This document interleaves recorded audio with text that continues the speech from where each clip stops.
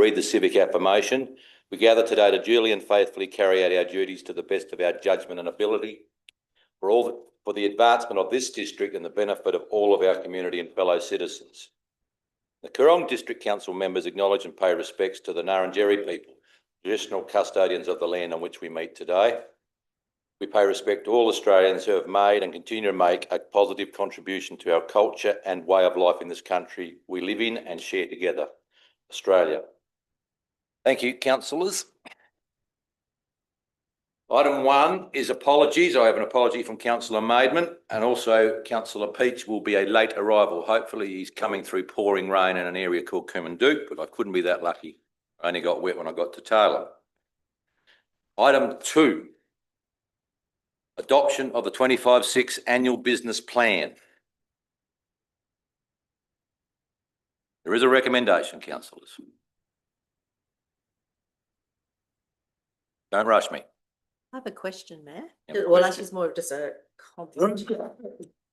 On page 20 of 192 in our online version, under capital projects, new upgrade recommendations, there's an asterisk on the number 515,000. So when you read the comment for the asterisk, settlement occurred in June 2025, hence budget allocation will be reviewed at the 25-26 first quarter budget review. It confused me a little bit. I think the asterisk should only just stay on the total of the 200,000 and not on that 515. Only because if you're just looking at the big number, it's only minor. Yep, we're just going to answer. Who wants to have a crack at it? What page of the ADP is it? Oh, okay. Let me have a look. 15. I can answer that. Oh, thank you. The so that directly relates to the Cuddly Road purchase. Goldie. Yes, I understand. So yeah, the $200,000, and when we were putting together the draft budget, we weren't sure where we're going to land in 24-25 or 25-26. So my point was, I understand the asterisk being on the number 200. Mm-hmm. I just think when I first read it and I was looking down the right hand side and I saw the asterisk next to 515, then read the comment. I had to spend a bit more time trying to work out what it was, and then I saw the asterisk next to the 200. Just pedantic, would just take it out of 515 and leave it on 200 because that's where it relates to. Is that 200? Well, sorry, it does relate to the 515 in the sense that $200,000 now isn't allocated to that project, and effectively, the 515 still stays, but there's the ability to, allocate that 200 to something else. Okay, well, we're going to leave. I just said I found it confusing, but someone else might not. Other questions quickly before we get a motion? So on the on page 29 of 192, which is the average per rateable property, that increase still looks a bit like the percentage increase between the two numbers. We haven't really made that chart look any better, have we? That's page 26 of the ADP. I'll just tell you now. 24, I think. Is it 24? So we've got the average residential in 24-25, and then 25-26, when you do the percentage increase, it's still saying 21%. So people doing a rough number, back of envelope calculation on that shows that the residential's gone up 21%, light industry 23%, primary production fortunately only 6%, so there's a win there. But I thought we were going to look at how that was presented in the document. Did I get that wrong? Well, it has to be presented as it is, councillor. Okay. This is what it is. Fair enough. And then my other question was, in the CEO's comment, this is, I'm pleased to present the 3rd annual business plan prepared by your current elected members. Would it be better to say endorsed, because we don't actually physically prepare it? It's actually prepared by staff, it's endorsed by us, but prepared by the administration? Because it sounds like we sat around and actually, because we don't know half the numbers, right? We don't know much about we have a staffing number that we can apply, but we don't know the ins and outs of that staffing number. If I'm putting a budget together, I know everything about that business that I'm putting a budget for. And I feel like we know half of the budgeting process. We Prepared don't- gives you the impression that we're making a cake. Like, I'd rather say we endorsed it, but you Yeah. guys put it together and we've looked at it and endorsed it, No than problem. say that we actually put it together. No problem with changing to endorsed, apparently. Yeah. Prepared is an interesting word. It is, because it's when I'm preparing a budget Friday and I know what I'm Right. doing on Friday, and it's not what we've been doing. Other questions? Yes, Councillor Arthur. regarding, regarding the SCOSA report that is part of this document, it's got some queries about it, and one that sort of horrified me a bit. It says in here that the 9 years of comparison data is based on draft long-term financial plan statement with no context, as the council did not prepare a long-term financial plan for 23-24.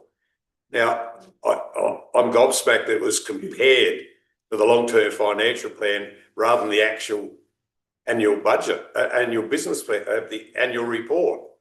Because as we know, the long-term financial plan and what actually happened have got no collation whatsoever. So your question is, what happened? What happened to 23-24? We didn't do one according to. According to that, so Miles, yes, please, yeah, those. The definition of having undertaken a long-term financial plan is to have prepared, presented and approved a long-term financial plan. In 23-24, we prepared and presented, but we didn't approve a long-term financial plan. We kept the draft, and that was the technicality there. So we had a very robust long-term financial plan, and I feel that our long-term financial planning is driving our annual business plan, which is the appropriate way that should be done. And at least for, the first 2 to 3 years of your long-term financial plan, that they should be extremely consistent with your annual business planning. So SCOSA have just picked up a technicality, as they have with a lot of other councils, that didn't go through the full process each year of preparing and approving a long-term financial plan. And we've corrected that. And as you'll see, our long-term financial plan will be presented to the Finance Committee, Audit and Risk and Council in August. My question again is, was this data of the long-term financial plan what they based their assumptions on? Not the actual report. You may, SCOSA use a variety of reports, financial reports, and it's entirely up to them, but they do use the long-term financial plan as a basis. They also looked at our annual business plans. They looked at financial statements. They went back 10 years and they gathered the data and looked at it and drew conclusions from the data they looked at. We weren't in a position to tell them what to look at. We provided what they needed to know, and then the report is the report that we've gone through with you on several occasions. Nothing has changed in that area. Yeah. Okay. I got last night the 21-31 financial report out, and 23, 24, 25, 26 must be another country, another world. The difference. So that's my point. That's my point. What I'm asking, because it makes a hell of a lot of difference. The other thing is, in this report, it says council predominantly achieved operating surpluses between 2013-14 and 22-23. The reason I'm asking, if that's on the long-term financial plan, yes, it does. But because of the fact that we have been getting Commonwealth grants money on the 30th of June, and as admitted after questioning by staff, the year before last would have had a $1.5 million deficit if we hadn't received that money. So we really weren't running surpluses. It's a long-running point you've got, councillor, around that. I'm just going to ask a really question. Did we receive the money this year? Oh, no, I know. Last year we didn't. No. I'm asking the question for the year that's just passed in the last week. What? So you mean we paid 50%, and the next 50% will be paid in instalments. So 50% was paid last financial year, which was June, and 50%. So every year it is slightly different to what the Commonwealth does with that. But you could argue, and we've never hid the fact that public financial assistance grants distorts the figures every year. That is just a fact and can't be changed. But it is money that we get every year, but whether it's paid 50% last year and 50% this year, which is what they're doing this time around, 100% last year that landed all in 24-25, we have no control over that whatsoever. We just have to account for it appropriately. I realise exactly what you're saying.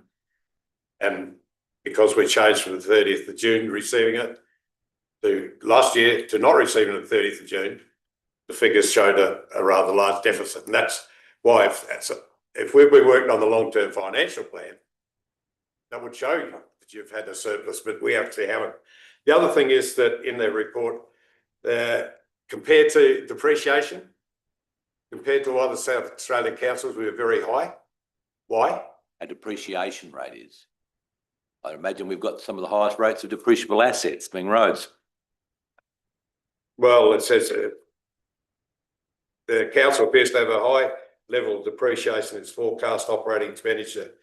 Depreciation need to be well aligned with asset value, condition and useful life to avoid the risk that depreciation expenditures could inflate operating. So if you look at the budget that's in front of us today, Yeah. it talks about additional staff input to try and correct probably where we've been struggling for many years in terms of getting that depreciation figure entirely accurate. The second point I'd make is that the budget in the next 12 months, I think, is 100% asset renewal on the basis of the figures we've got in front of us at the moment. So there's sort of two parts to your question. I suppose if the depreciation was reassessed and became less, well, it'll make life goes easier in theory, but. Yeah, well, that is one of the comments in here, that we will increase spending, but that's the other thing. The other relevant one was considering limiting future increases in rates to reduce any emerging affordability risk in the community. Yep. And that was a highlighter. The other thing was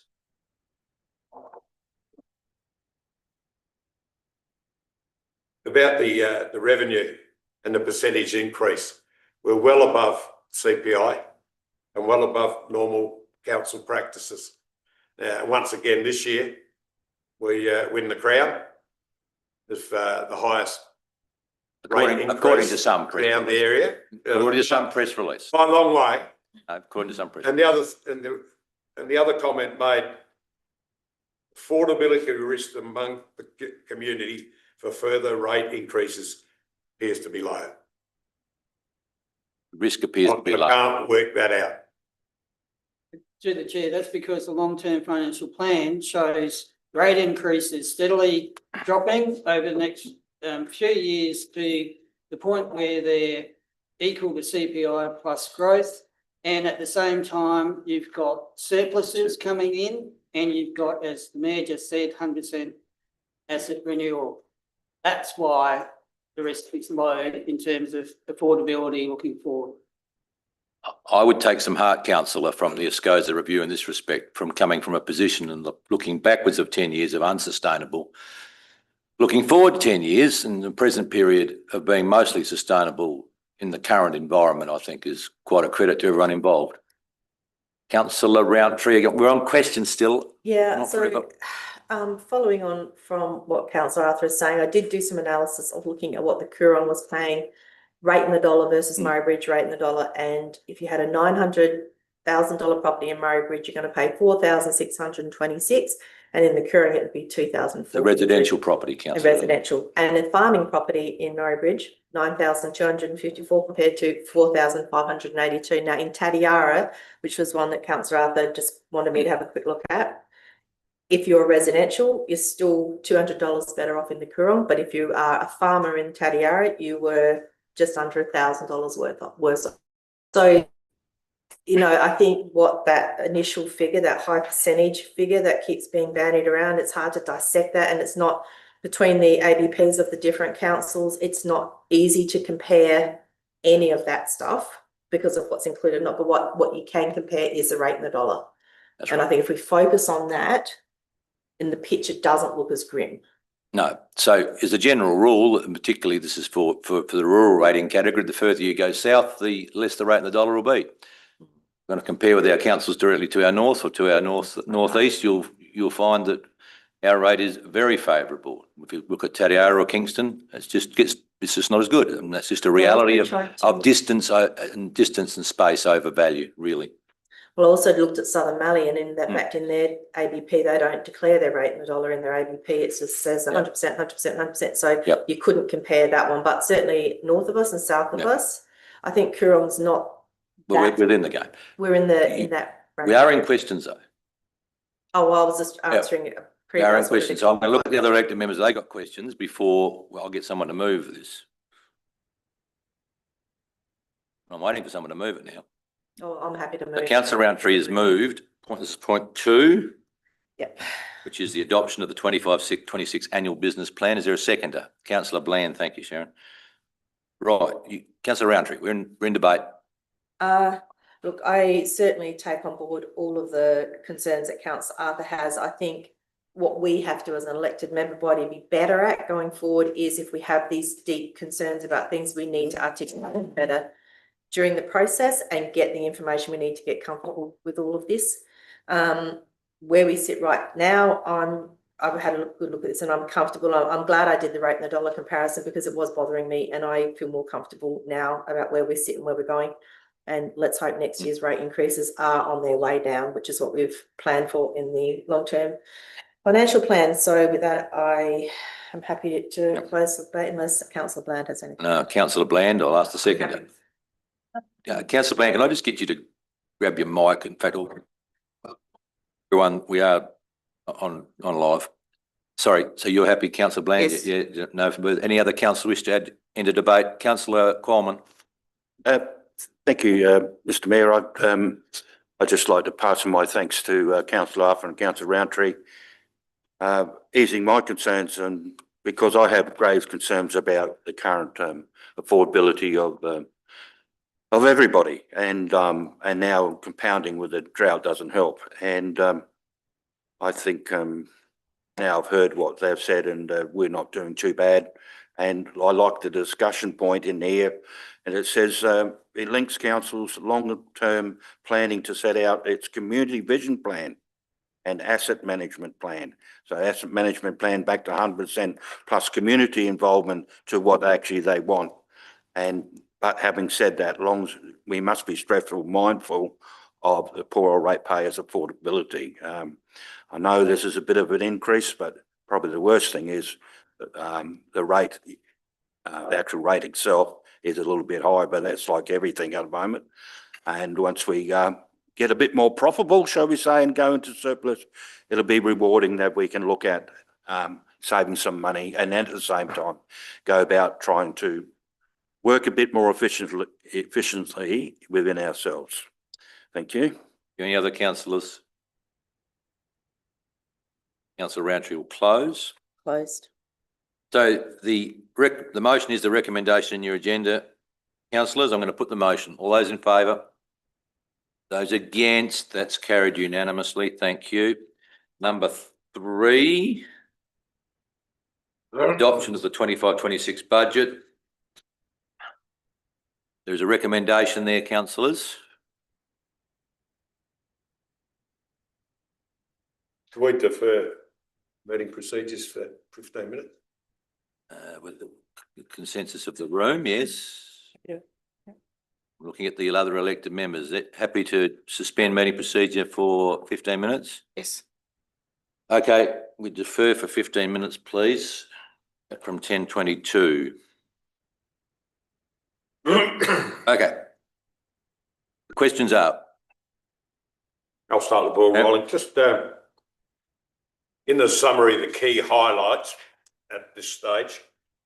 Additional full-time equivalent for asset management services employee costs, partly offset by a reduction in asset management materials and contractor costs.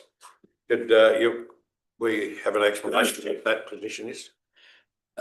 Josh, you want to guess, please? Yeah, yep. Through the chair, it was a budget bid to bring in a assets officer on staff to help with asset management. At the moment, it's part of my role, part of capital project manager's role, and we heavily rely on consultants to do a lot of that heavy lifting. So reducing the part of the consultancy budget and putting that in towards putting a staff member on means that we can bring that in-house and have greater ownership over asset management. So councillor, was probably the biggest weakness identified by SCOSA and by audit for quite a while in this room is our, I won't call it weakness, but we've just not got on top of asset management. So this is a way of doing that instead of relying on consultants. The other question is, this is an assumption that we employ 3 engineers now, civil engineers. I would have thought we wouldn't be electrical or anything like that. Well, it's an assumption. 3 civil engineers? Yeah. No? It's an assumption, but What are councillor, the engineers' basis? what I'm not going to get into today is a discussion about individual staff at all. All right, no problem. All The service recovery charges, the increase are based on cost recovery model. Now, the curbside waste management, and I brought this up before, in 23-24, the income was 741,000. The expenditure was 645,000. In 24-25, 24-25, its estimated income will be 746,000. The expenditure is 609,000. Now, this is only supposed to be cost recovery, and we have an explanation, and we've also increased it another $11 this year. And the big crucial part about this, within that cost to us, we were picking up many, many bins at no charge.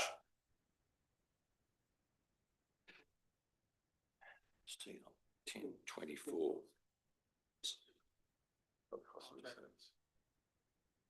So you're saying that the cost of the contractor is forecast for this year's budget is what? Sorry? I was writing down councillor Peach's arrival time. My question is, it is supposed to be cost recovery. Yes, and if you, interesting. And we can't. So we haven't been increasing it for 3 years, is that correct? And there would be a formula in the contract around this? Yes. The second thing I'd say is for some time, this chamber's debated fairly directly at some stage around the life of the bins. And I think we'd be entitled to pursue that. I found the Murray Bridge have recently distributed new bins, and they're saying in that document that the bin life is 10 to 12 years. And I think our bin life has been 20, well, that's a requirement saying at least 20, it's 25 years from my memory. So I think we'd be in a position to actually make a comment on that. Yeah. There've been very, very few have to be changed since the operator was changed. Well, maybe. It used to spear and crush. Well, maybe, but the point is after 25 years, if you'd been grabbed 52 times a year, however softly around your belly, I don't think it'd do you much good. Perhaps it doesn't. Well, I think. But the point is it for the last 3 years prior to this year, we've kept the price exactly the same. I think at some point CPI and that does come into the process. And we've got to make provisions just like we do with depreciation or with community wastewater around things. Now, this is the direct charge. Yep. Right?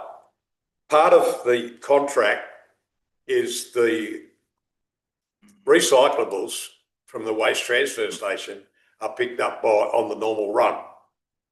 They are not separate. I don't know that. So they are also included in the charge I don't know. Is that true? of the waste pickup. Just hang on.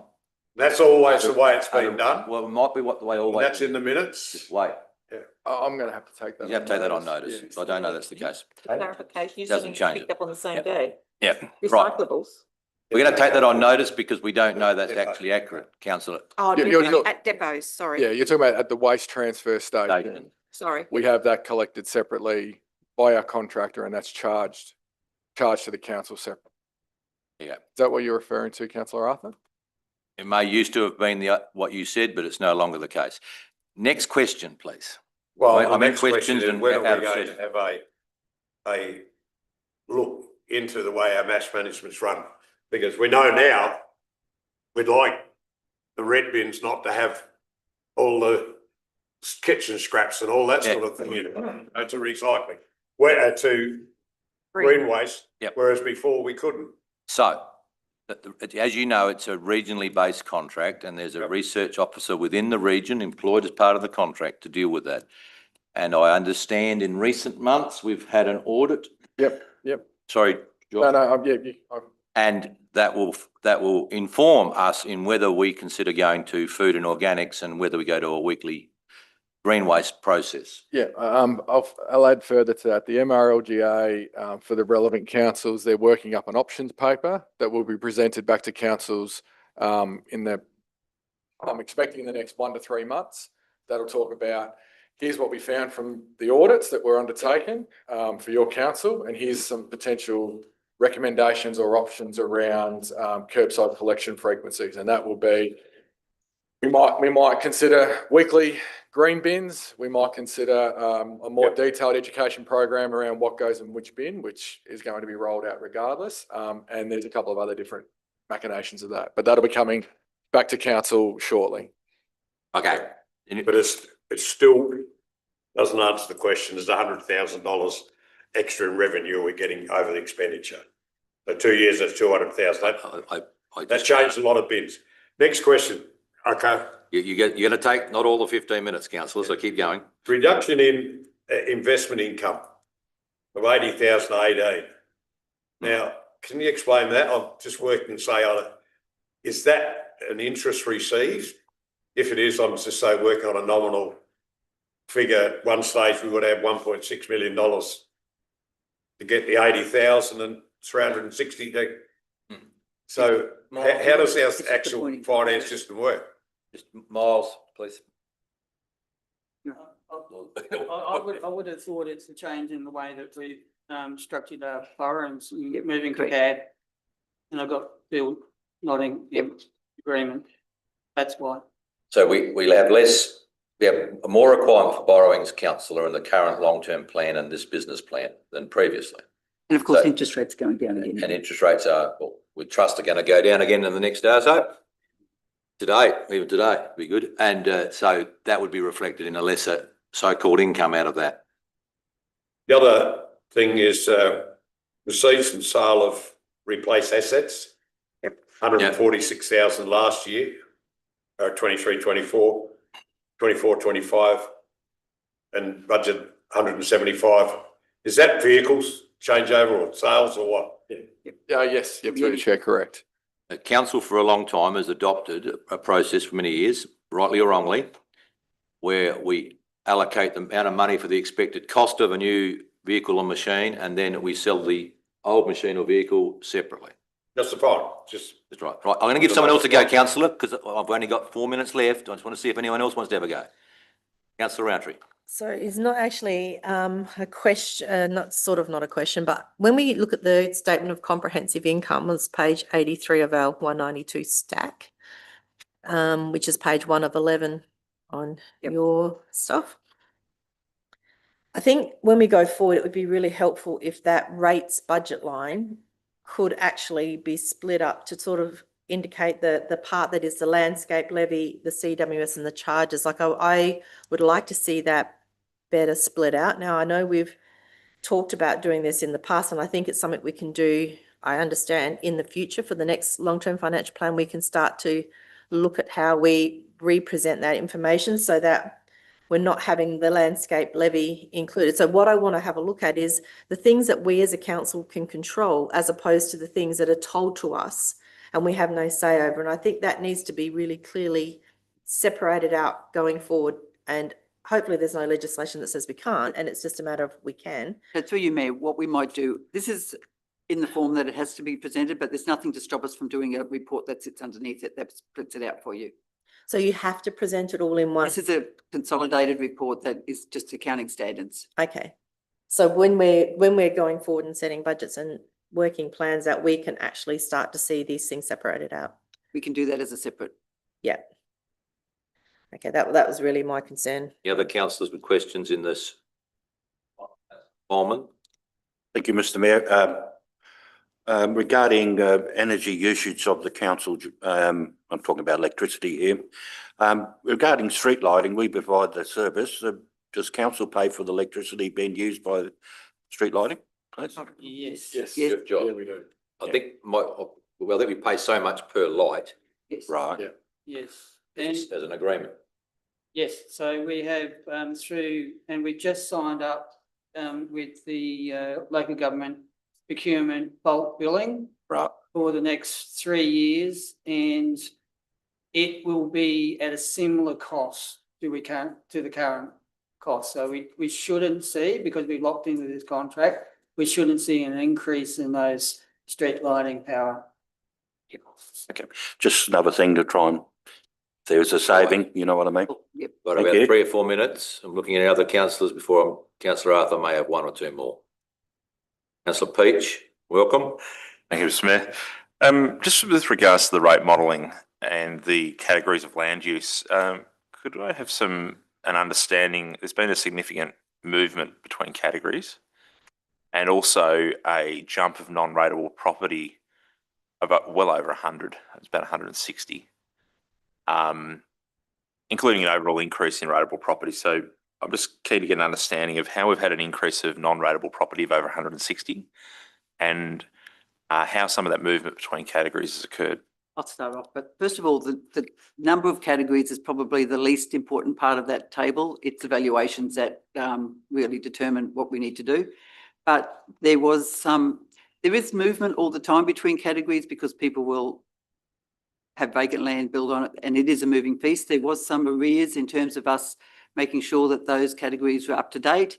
That work is still progressing, so it is still a changing feast in that respect. We're pretty confident now that the numbers we have are correct, but we aren't so certain that what we had last year didn't have some assessments in it that weren't actually included.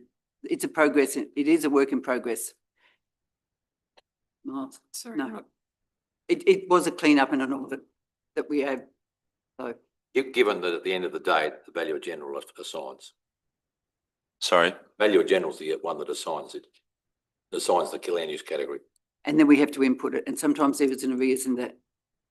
Yep. So the massive increase in non-rateable property, though, where's that come from? Do we know? Same thing. And it shouldn't even be in the table, to be honest, because it doesn't affect anything, the non-rateable property. It's the valuation that is the important number there. Sorry, can I just follow up on that? I'm confused now. Non-rateable properties, we, to my knowledge, haven't had significant industry or increase in churches Could or be any- et cetera.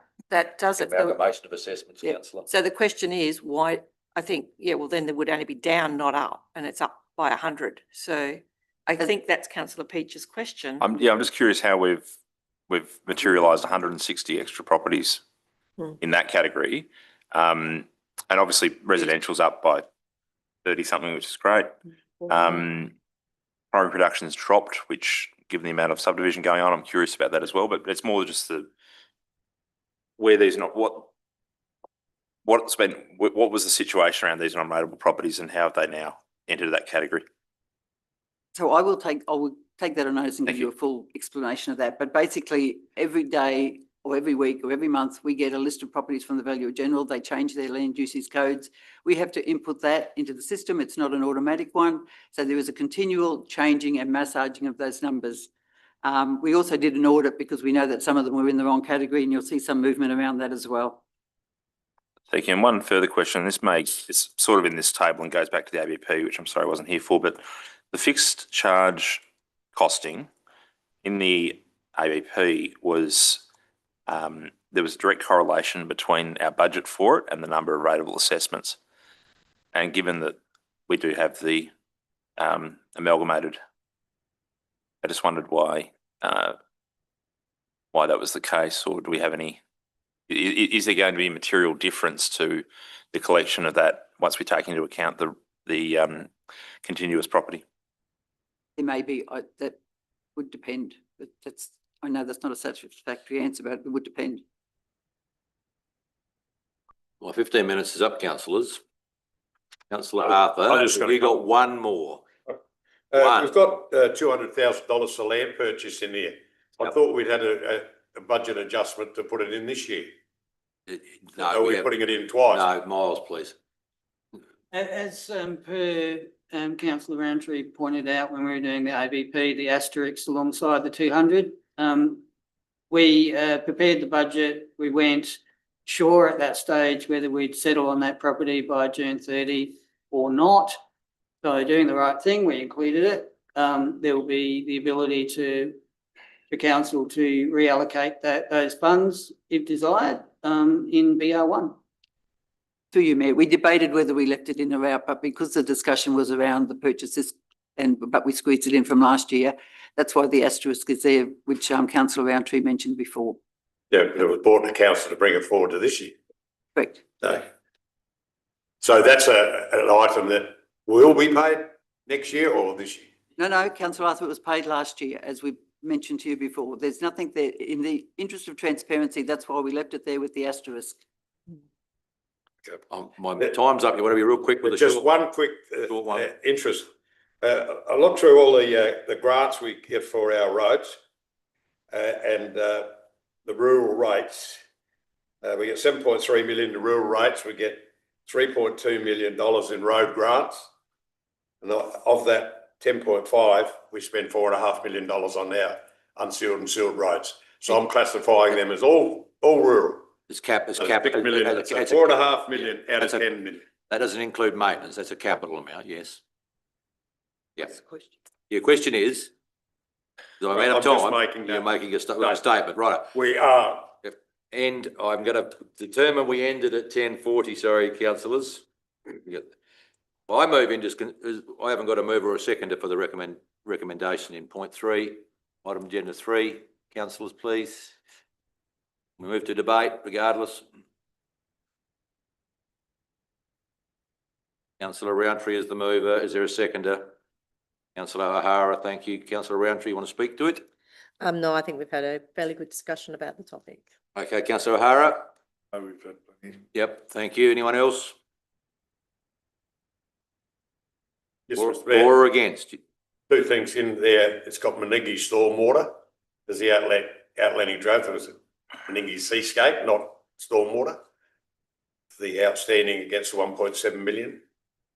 And This is a debt. This is one of the yes, structural it's debt. within the Streets. page 11 of Yeah. 11. Okay, so you're saying it's, That needs to I'm be looking at changed. councillor Blanche who's there. Just a minor. It's just the streets, it's the stormwater, correct? Stormwater And, streets.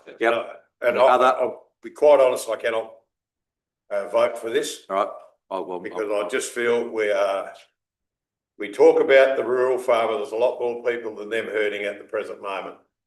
And the key instigators of most of these problems are state, federal, and now local government. So I'll be voting against it okay. because I do think we should be having workshops and trying to work out ways we can save money. Point taken. Everyone else, I'm about to close debate. This will be councillor Roundtree. No one else? Councillor Roundtree? So in closing, I think we have had a lot of workshops around this issue, and I think some of the concerns that have been raised either should have been raised earlier or have been raised, and I think we've had some reasonable answers. I mean, it's not perfect and I still have things we want to do differently for next year, but in the interest of fairness, because we have come a long way down this process and we need to get it done, I will be supporting this. So with that, I close. So councillors, you recommend, the motion is as it reads in the recommendation. I'm not going to try and read all that. I'm going to put the motion. All those in favour? Those against?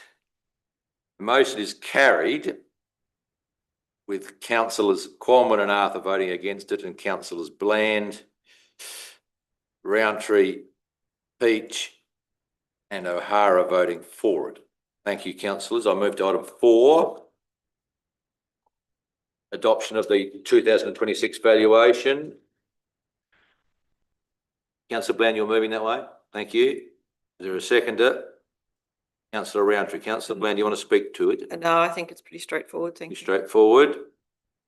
This is up to date as it can be for this meeting, councillors. Councillor Roundtree? Nothing would add. Any other councillor wish to add anything to the valuation discussion? There being none, you'll close. Closed. So the motion is, as it reads in the recommendation in relation to the valuation for rating purposes for the year ending 30th of June 2026. Put the motion. All those in favour? Those against? That's carried unanimously.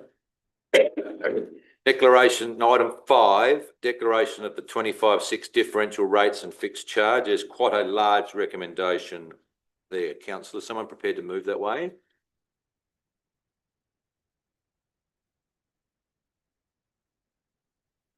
Councillor Roundtree, you're the mover, thank you. Is there a seconder? Looking at, I think Councillor Arthur had his hand up to be the seconder. Sorry, Rick. Councillor Roundtree, you wish to speak to it? No, I don't. Councillor Arthur, you wish to speak to it? Legislative, no problem. Okay. I'm on item 5. I'm not sure you got one. Anyone else wish to enter the debate? Councillor Peach.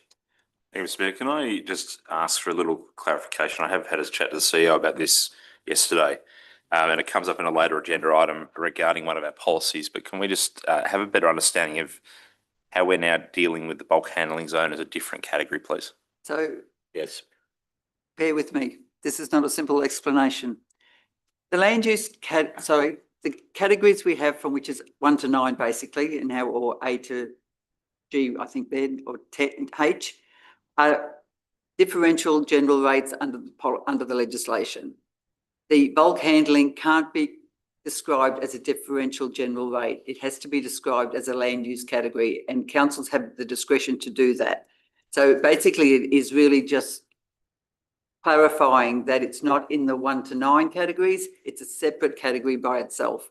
And we're just trying to tidy up the wording around that so it reflects the legislation more correctly. It is not the intention, and nor would it be that it's a category that's disappearing. It is just trying to define it more appropriately as it should be under the legislation. You might think, why is that important? Because it had been shown there for the last few years, but we had advice that it needed to be changed and to be a little bit more transparent in how it's as a category. So it's a land use category, not a differential rate category. Second question, then why are we describing our differential rate categories as land use categories?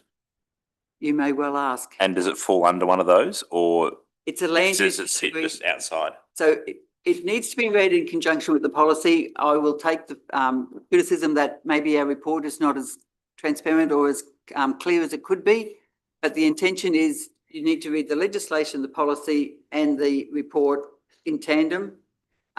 We will send out something extra as an explanation after this meeting, but nothing has changed except where that particular category sits.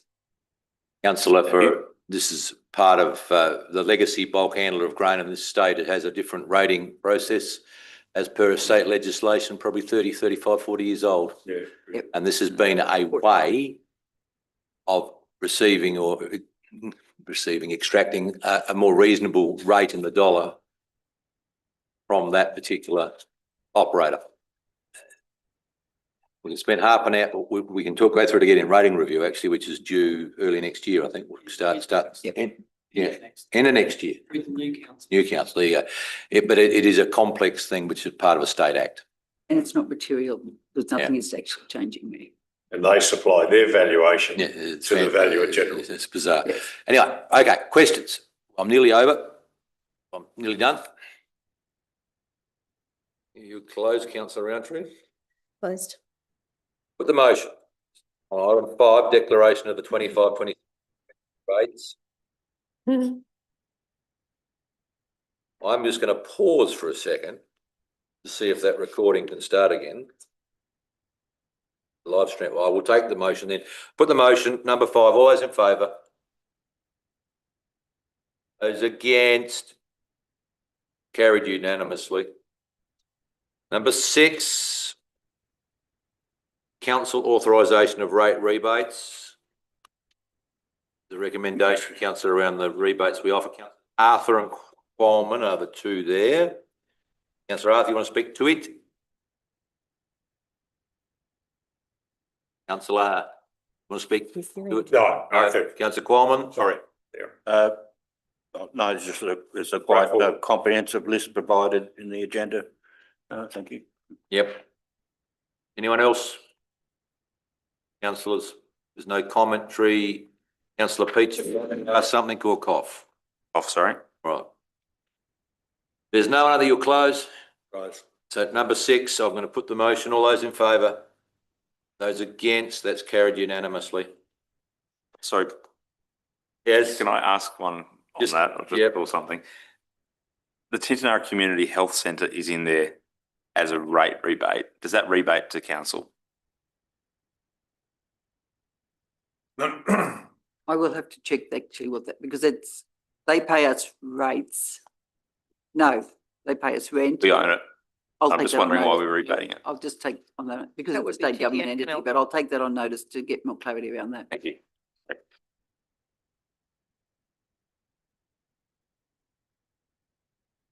number 7, councillors, declaration of the 25-26 community wastewater management system service charges. There's a recommendation. Councillor Qualman, you moving? Yes, I am. Thank you. Thank you. Is there a seconder? Councillor O'Hara. Councillor Qualman, you want to speak to it? No, pretty straightforward. Thank you, Mr Mayor. All right, thank you. Question. Councillor Roundtree with a question. So just, if a person's not using the CWMS because no one's living at the property, what's the justification for charging them there's such a high price? Like, can we back that up with something while we're doing it? Well, most of the costs of these sort of assets are fixed, or it's no different to a water charge. So it's because there's infrastructure going Yeah. past their property and that's why they're doing it, right? Yes, well, we don't know. Have nothing to do with I that. suggest we don't want to know how many people are living in each house or what their activities are, be quite blunt. But so we've got a vacant block of land which we have no one living in Yeah. it.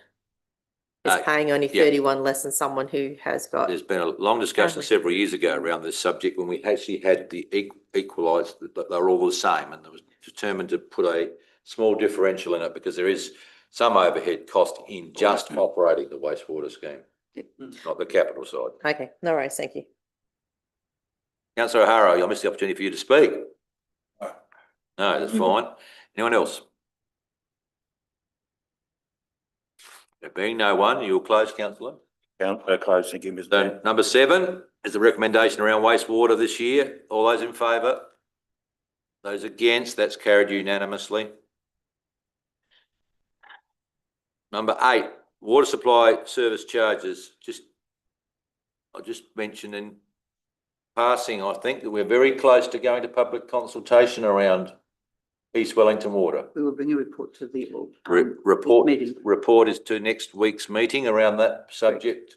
So it could be really good news coming for the users at East Wellington. But we'll go to public consultation, as we said, very soon. Nonetheless, Can I just ask a question before we? Yeah. Why are we only at this stage increasing the cost recovery of 75%? Yeah. If it is an ESCOSA ruling that we have to abide with every other thing. So why are we only doing 75% recovery here instead of the 100%? I think the view of the chamber was to phase it in over 2 or 3 years. And the second view of the chamber was that because it was likely that East Wellington Water would change, that we felt it was pretty hard work when it is a non-potable supply to bring it straight up to the cost. As you know, the work that's been done, and I see it's from Galpins around the costs of this, show that we would have to charge more than SA Water if we retain over Yeah. time.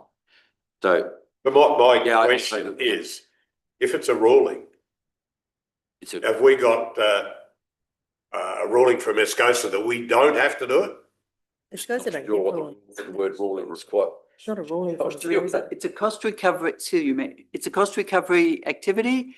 Because it had been so low, the discussion in the chamber, I think 2 briefings ago, was that rather than go fully to a cost recovery model, that it would be implemented over 2 years. That's just reflecting what the chamber wanted to do, councillor Arthur.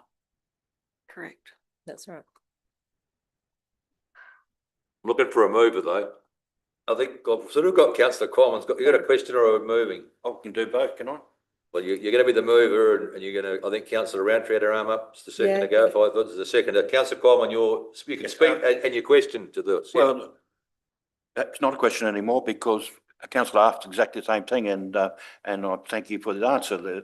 I've got a short memory and that's what the chamber come to an agreement to do and that makes sense. So yeah, because I was going to ask the exact same question. Thank you. It's all right, councillor Roundtree? No, I don't have anything more to add, just agreeing that we did decide to not do 100%. Phase it. And also just clarifying that my understanding of the information that comes from the SCOSA, they aren't rulings or anything legislative. They are pretty much suggestions and risky if we don't take them on board, but they're suggestions. I suppose it's, if you think about it this way, it's pretty hard to argue that you don't have enough money in the bank to do what you need to do if you're not cost recovering in these particular things. So it's understanding the risk that comes with not doing the full cost recovery. Can I just make a comment here?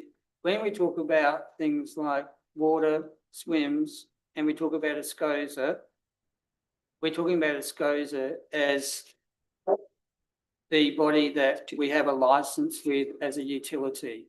So not the SCOSA that we had for long-term financial sustainability review. So essentially we're the same as SA Water.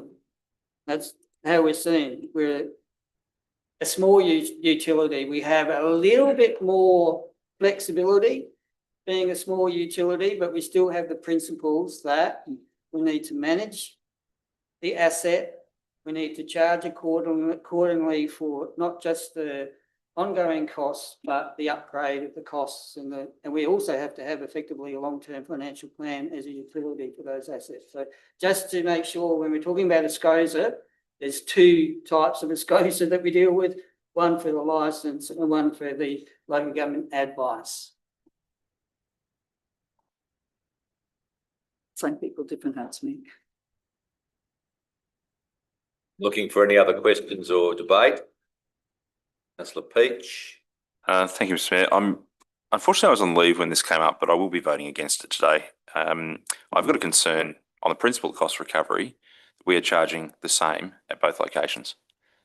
They are two different systems, and I think if I'd be amazed if the cost recovery is identical between the two of them. So on that basis, I'll be against the motion. That's fine. I'd just probably comment that the supply charge is very close to what SA Water is. And the non-potable, or it's non-potable, sure, is considerably below the residential rate as I understand it for that. And I note, councillor, that there is two separate systems and we may want to reflect on this also. We do exactly the same charge rate for all four of our swim systems, which might have different costs too. I might just chime in there. So it's my understanding that we have communicated with the SCOSA in the past about doing a more detailed cost recovery review post Wellington East implementation. So when we met with the SCOSA before my time, we had these discussions and we said, but we're trying to offload Wellington. They said, well, once you've done that, if it's within a reasonable time, we'll then come back and talk about a more detailed cost recovery. So that'll be the next cab off the rank for us post Welly handover. There's no other debate. Councillor Coleman closes. Oh, close again, Mr. Mayor. Thank you. So that this is in relation to water supply system service charges. The recommendation, the motion is as the recommendation, councillors. All those in favour? Those against? It's carried with councillor Peach voting against it and 5 councillors, all other councillors voting for it. Thank you. Declaration of curbside waste management charge number 9. Is there a mover? Councillor Peach is the mover. Is there a seconder? Councillor Bland. Councillor Peach, you want to speak to it? No, happy to take it as the recommendation. Okay. Councillor Bland. Same, thanks. Any other councillors? I was going to move a motion and to be deferred. because, and a full investigation be made. You were going to move a motion or an amendment, or we've And got a I'll motion I'll live? move that this item be deferred until the Let's full just- investigation. of Let's the- just stop for a second. Is this a formal motion or I'm looking at the governance officer now? Can I provide just? Yep. Councillor Start there. Arthur, I've just done a quick review of total waste costs for the last 2 financial years. Now, hand on my heart, I'm not 100% confident that I've captured everything, but if we look at 23-24, the income was about $740,000 and total expenses was $704,000. So there was a difference of 35,000, and then 24-25, we had an income of $746,000 and total expenses of $714,000. Well, see, that's unfortunate because this is a Making money. council printout. Yep. Which was sent, which I requested. It's got the income and the expenditure and the Yep. figures I quoted are what's on there Okay. for the CWS. Sorry, no. CWS and the waste management. Well, So I think really what No. I'm getting at, we No, need no, to have a no. complete review No, just hold of it. the waste Just management. hold it. What I'm going to ask Ashley is, in relation to this item, can a councillor move a general motion or a formal motion to defer it?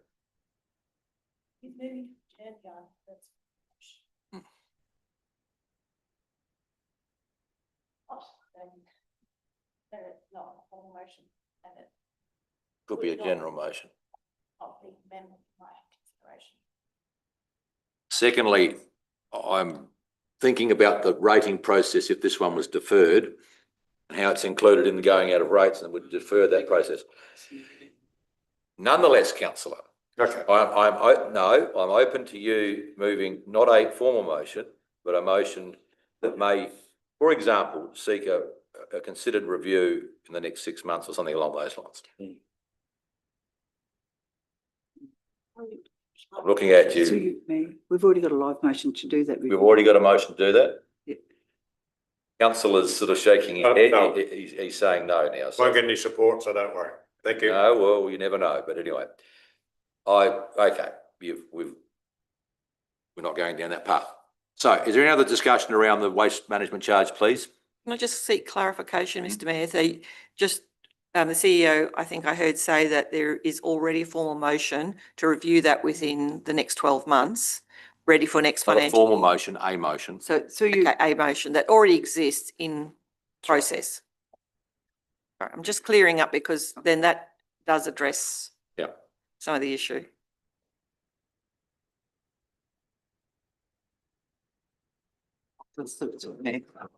so most of it has been dealt with in terms of previous workshops that you've been involved in. But going back to what Josh just said about MRLGA, looking at the contract overall, that will be a trigger for us to look at all the issues that Councillor Arthur is also raising, because it's an encompassing, first of all, it's an all-encompassing contract. And secondly, it gives us an opportunity to pause again and have a look at it. But the discussion in the chamber over the last 12 months has dealt with this issue quite significantly. Thanks for the clarification. Okay. There's no other debate. Question, Councillor if I Peake may. will be the closer. Question, if I may. Yeah. Can I seek, through you, Mayor, can I seek clarity from councillor Arthur as to what he was actually asking to do as an outcome? Don't worry about it. Don't worry about it. We just go along with what the staff said. But Look, I'm not going to put words in councillor Arthur's mouth. Okay, do we get to closed? Close. Yep, I'm going to put the motion as it reads. Councillor, as is the recommendation. All those in favour? Those against? It is carried, not unanimously, with councillor Arthur voting against it and councillors Bland, Rountree, Peach, O'Hara and Coleman voting for it.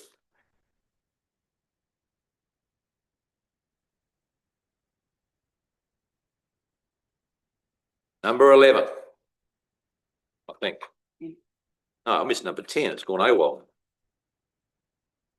Page 20. Declaration of Regional Landscape Levy, councillors. There's a recommendation there, and as the You're all aware we are one of 2 councils in the state that sit in 2 separate landscape boards with 2 separate charging systems. Very tough on the rates officer. Question. Yes. Why are we adopting the differential rate and the cost per property if we don't actually get any say in the value of that outcome?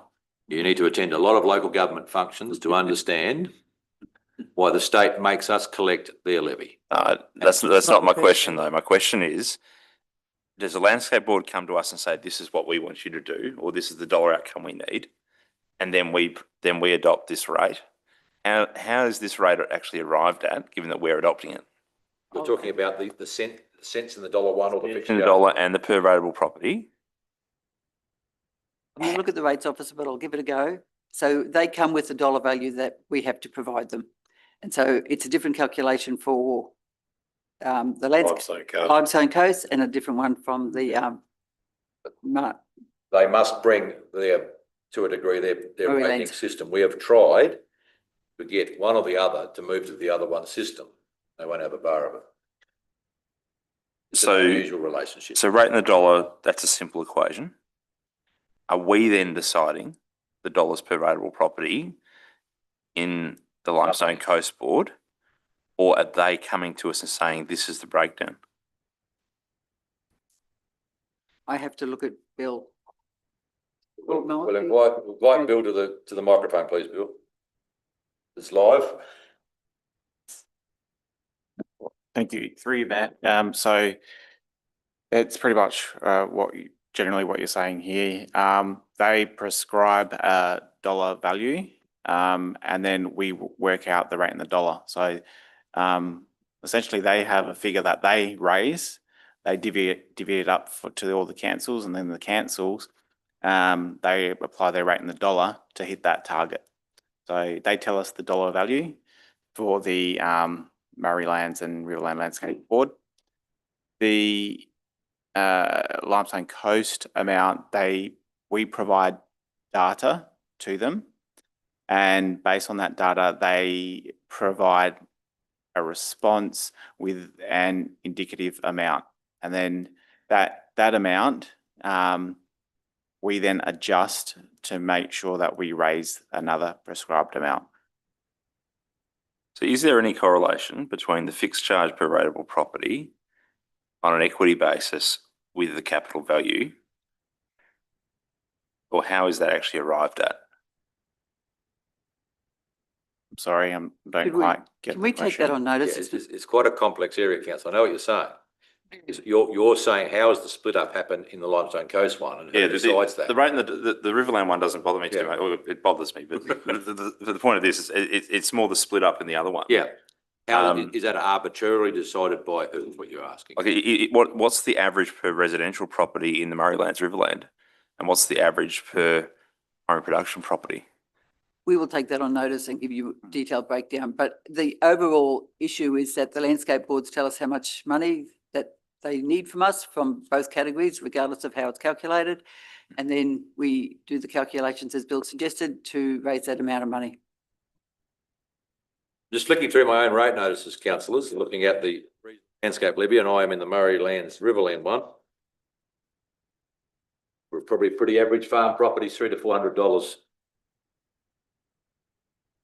per assessment. I got up to mover. Subsequent question. Yeah. Does within the Limestone Coast, does the landscape levy still apply with continuous properties to each Contiguous. contiguous? What or- are they that do contiguous, or you're probably going to ask them about single farm enterprise, aren't you? So the rate officer at the back, Mayor, is shaking her head no.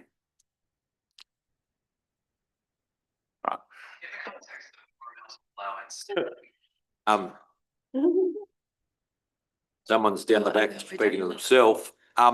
The point, councillor, Pressure comes out of this is we probably need a presentation from Limestone Coast, and we need to talk about how they decide how the split works. Mayor, could I also suggest that if there is an issue with just the overall concept of how this money is raised, that it's a state issue, not a council issue, where in a sense we're the meat in the sandwich of raising it, rather than the principle of the money having to be raised, which is not, is outside our control. So through you, Mayor, my issue here, I've got that issue. Yep. My separate issue here is the equity argument within council. And I think there's a problem there based on this. And that's where I was going with those questions, is that, say, a primary production area, by paying on a rate in the dollar of capital value, they're paying across their entire enterprise. Landscape, and then the Limestone Coast, they're paying one fee. So we've got an internal, I think there's a, if we have control, if we don't have control over this, then I don't have questions. But if we've got control over this, then I've got questions. So we'll come back to you with full response for that, councillor Peach. Looking for a mover and a seconder though, in relation to item 10. Councillor Bland is the mover. Rashmi. Councillor O'Hara, thank you, is the seconder. Councillor Bland, you wish to speak to it? No, wait for further clarification and Yeah, visits from preferably both landscape boards. yeah. Certainly, Councillor O'Hara. No, thank you. Anyone else? It's just been a review of the Limestone Coast Wow. board and their workings. And unfortunately, every time this brings up, they don't want to change the system. And you can imagine, a fella down there with 1 million acres, that's $400. Through you, Mayor. There was some, and I think I made you aware of it, councillors in the chamber a couple of weeks ago as well. There were some errors in the Limestone Coast Board's number of assessments. We were aware of that. It was an immaterial impact on this council. But we were kept informed. Never boring, eh? Councillor Bland, there's no other debate, I don't think. You'll close. Closed. Thank you. So number 10, the recommendation is the motion, councillors. All those in favour? Those against? It's carried with Councillor Peach voting against and the other 5 councillors voting for the motion. It's still carried. Number 11, where's it gone? It's 22. Yeah, no, I've worked it out. Payment of rates for 25-26. There's a recommendation, councillors, Councillor Arthur and Qualman, I'm taking. Is that, Councillor Qualman, do you flick your hair or your nose? Just flopping the flies. No. Swatting the flies? Checking that, thank you. I'm not seeing any rain outside yet. Any discussion, councillors? It's in statute, basically. It's not on a public holiday anymore on a Monday or anything. I understand. Okay, Councillor Arthur, you'll close. All those, we'll put the recommendation. All those in favour? Those against? That's carried unanimously. Number 13, rate capping, 25-26 rate capping. Is there a mover? I'd like to move it be 10% instead of 15. Well, you're just Mr. Mayor? a fraction late, as I saw Councillor O'Hara. Maybe more than 10%. Councillor O'Hara, do you want to? I'm happy to move it at 15. Right, so I'm sorry, Councillor Arthur, I saw him first, so I'm going with him first. Councillor O'Hara is the mover of the original recommendation. Is there a seconder for that, though?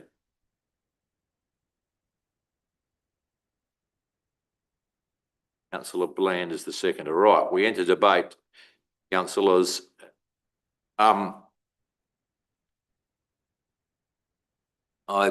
Councillor Arthur, do you wish to move an amendment, is what I'd be saying?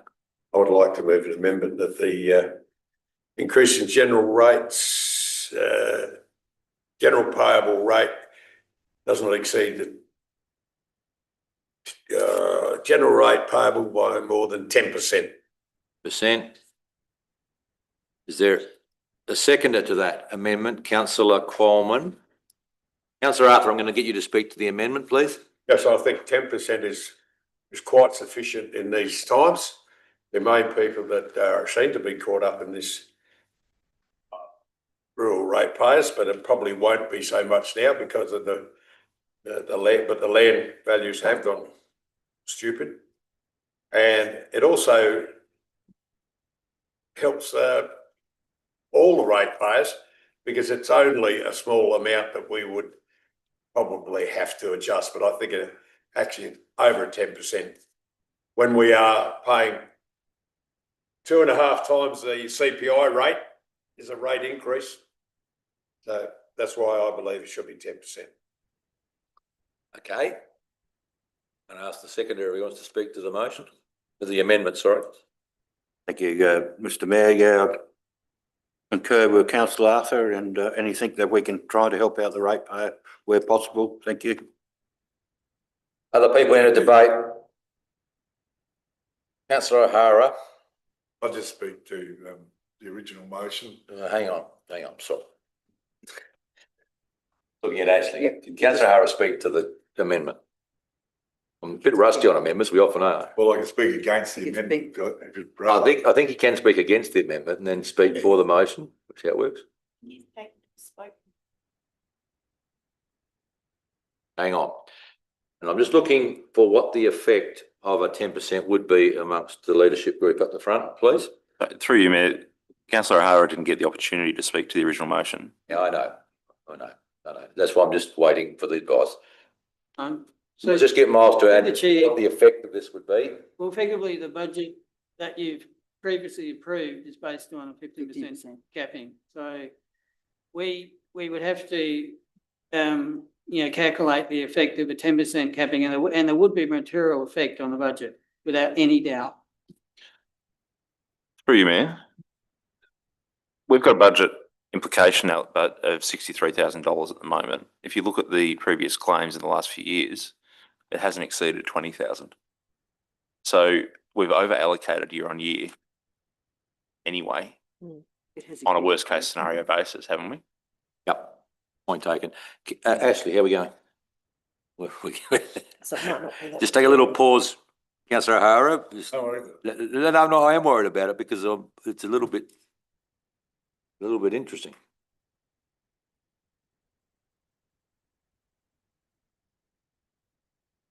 And I need a breather.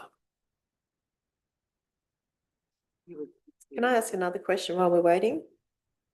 Question only, yeah. Okay, so it's my understanding that every year elected members have been requesting that the rate capping be automatic, and we don't do that. So how come we don't do that, and can we do that? If we were to do it automatically, it would have a different budget effect because we would be able to calculate quite clearly what the impact on the budget was. I suppose it goes back to Councillor Peach's that there's a risk-based here that we know that not all people will actually apply for it. So it has less impact on the budget. So it's really based on risk. If you wanted it to be automatic, we would have to go back and recalculate the budget because we could tell you exactly what the implications would be. No, that's fair. No.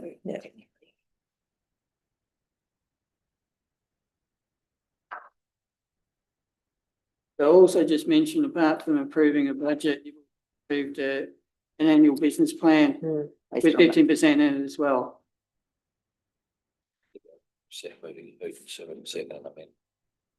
I guess nothing through you, man, nothing would change in the ABP as far as how we've written it up. And I think what Councillor Peach is saying, there would only be a very small amount of people, and we have allocated in the budget more than we've ever had to rebate.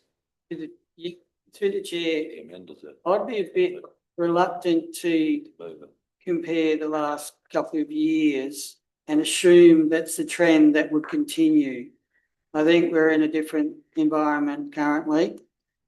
We know we're in a different environment currently, and it could well be heavily subscribed. Through you, Chair, if we were to do this and we had a reasonably significant decrease in income, would that then not feed into our other motion where we want to apply to the state government to help us, or to, boost the income side of it to cover the amount we're rebating? Would that not then just be something we plan for in that next stage? I think it's highly speculative and highly risky. For you, Mayor, I think also and this is a comment more than anything else, I think it may weaken the argument if from a council perspective, you've lowered that cap to go to the state then and say, we want you to underwrite. Now, I don't know how they'll take that, but I'm just suggesting that that may be a consideration. through you, Mayor, would it not also demonstrate the dire situation of the council region to say that we have this many people needing this kind of support? Would it not strengthen the case? Through the chair, that's why you passed the deferral ability. The deferral really picks up everyone who's in that prime production environment who is having difficulties with cash flow. Deferral is different through you, Mayor, different to rebates. So, I mean, rebate is directly them keeping that money, whereas deferral is them paying that money but later. So it is quite different to the farmer. Or the ratepayer, I should say, not just the farmer. Oh, Anyway, Councillor O'Hara, given that I didn't give you an opportunity to speak to your motion and there's a considerable amount of discretion in that policy, I'm going to let you speak for or against the amendment. Oh, well, I'm happy to move the amendment. No, the amendment's moved. Not the amendment, sorry, the original one, because I think $20,000 you said for last year, when it was at 15,000, it could easily blow out to $100,000 then if we drop it to $10,000. We're sitting here, I mean, this morning, all your councillors have said, we've got to cut, we've got to cut, we've got to cut. Well, now you want to give money away. Are you Father Christmas or something like? We're already deferring possibly $400,000 of our income. Now you want to give away another $100,000 of our income. I mean, the council's got to survive. I'm for helping the ratepayers too, but we've got to survive at the same time. We just seem to be Father Christmas. Okay. Okay. I'm taking you've spoken against the amendment, but given you're the mover originally, and we didn't give you an opportunity. Anyone else wish to enter the debate around the amendment?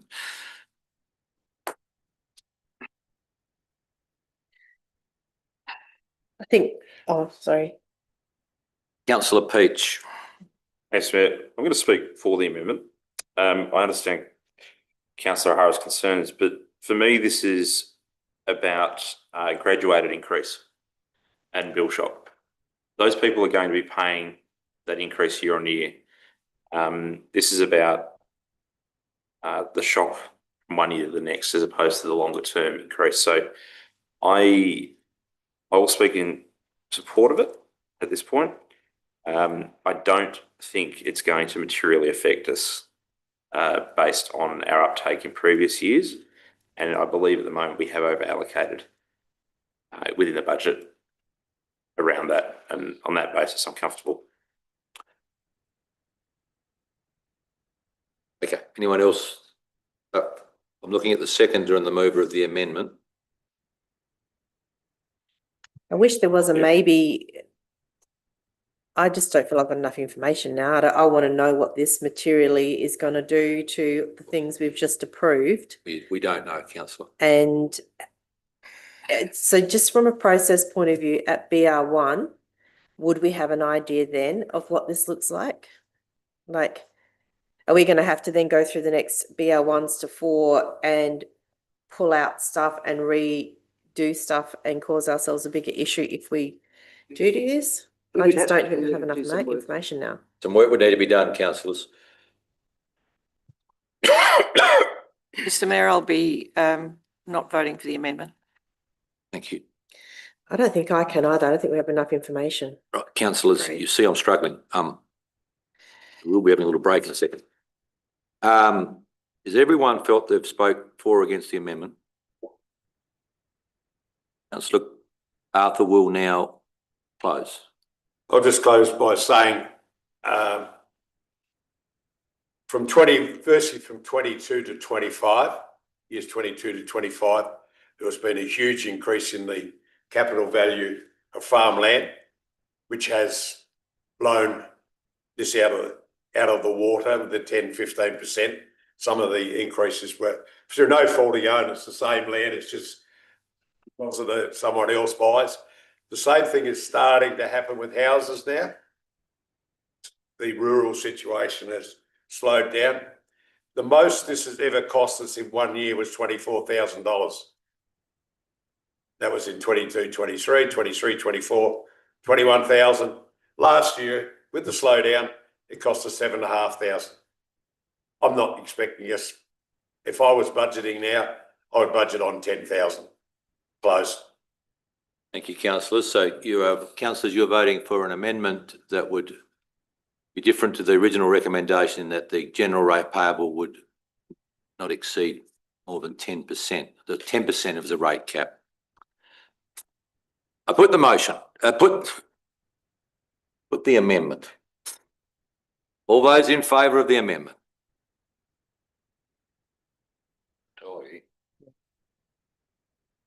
Those against the amendment? Yeah. Oh, crikey, I've even marked it wrong in my book. Thank you. That vote is tied. I therefore cast my vote against the amendment, please. So the amendment is lost.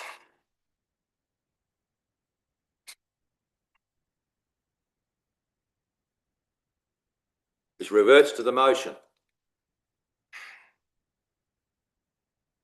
Councillor O'Hara, do you feel you spoke to your original motion enough before?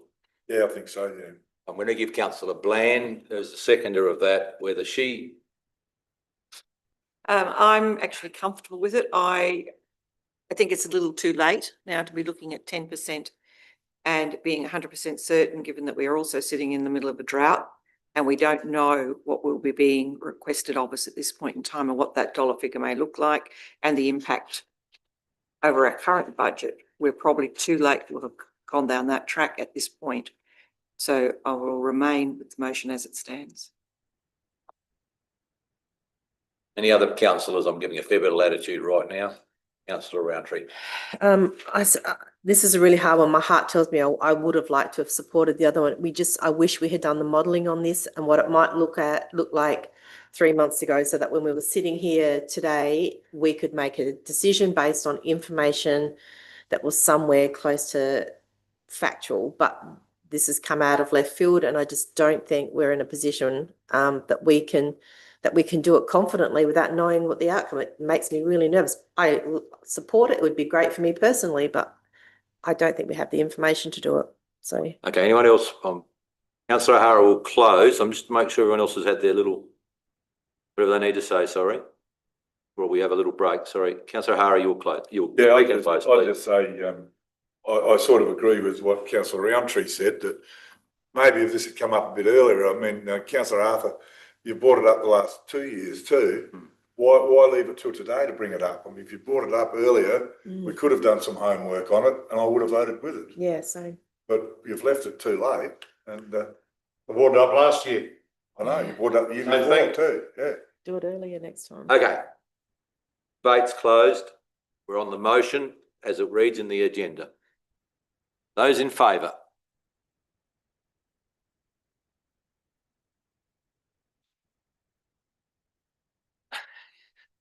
Those against? So much for my health. The vote is tied. And to be consistent, the Mayor will vote for the motion, so the motion will be carried. Thank you. Councillors, I'm just going to have a break. Just thank you for that debate, and it's fairly obvious that in the future we probably need to model 2 or 3 models of what the capping will have an effect, or what we think it will have an effect on. Yeah, and a rating review is coming up. So yes, I need to have a 10-minute break, councillor. Is it around that the rate of the subject? Just want to question, Mr. Mayor.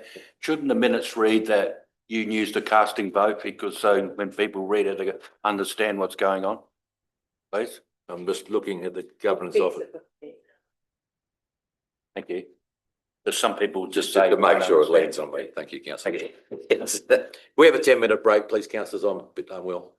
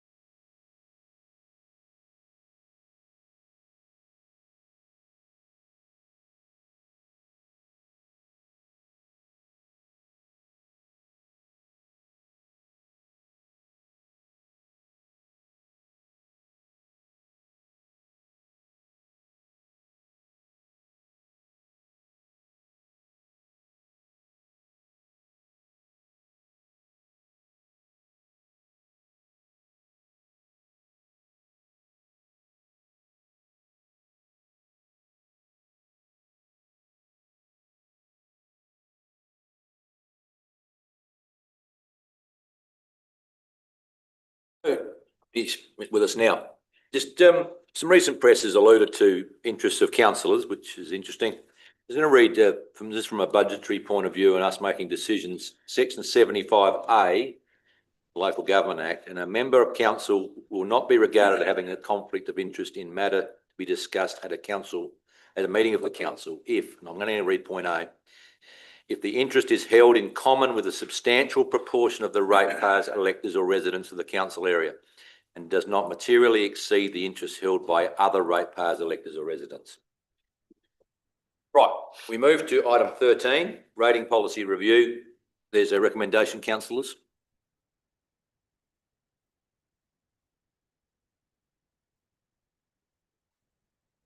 Councillor Arthur, you're moving?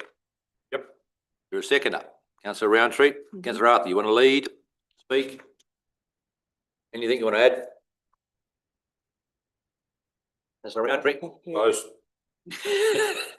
No. Anyone else before you close? Right, you have closed. Councillors, item 13 is there as a recommendation. All those in favour? Those against? That's carried unanimously. Move to item 14.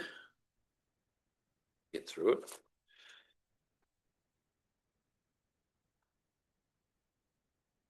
Debt recovery and financial hardship policy, clause 11.2, postpone, I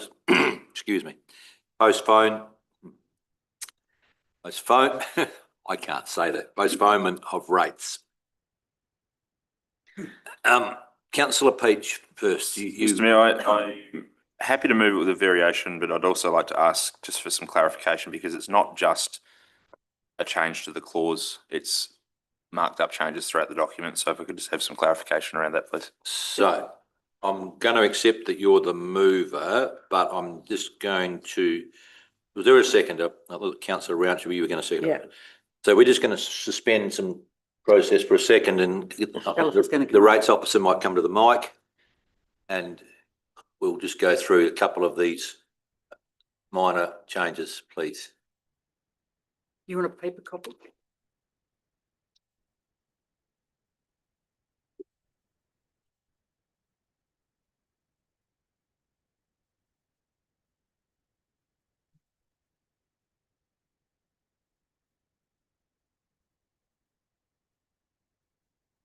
Your variances or potential variances, councillor?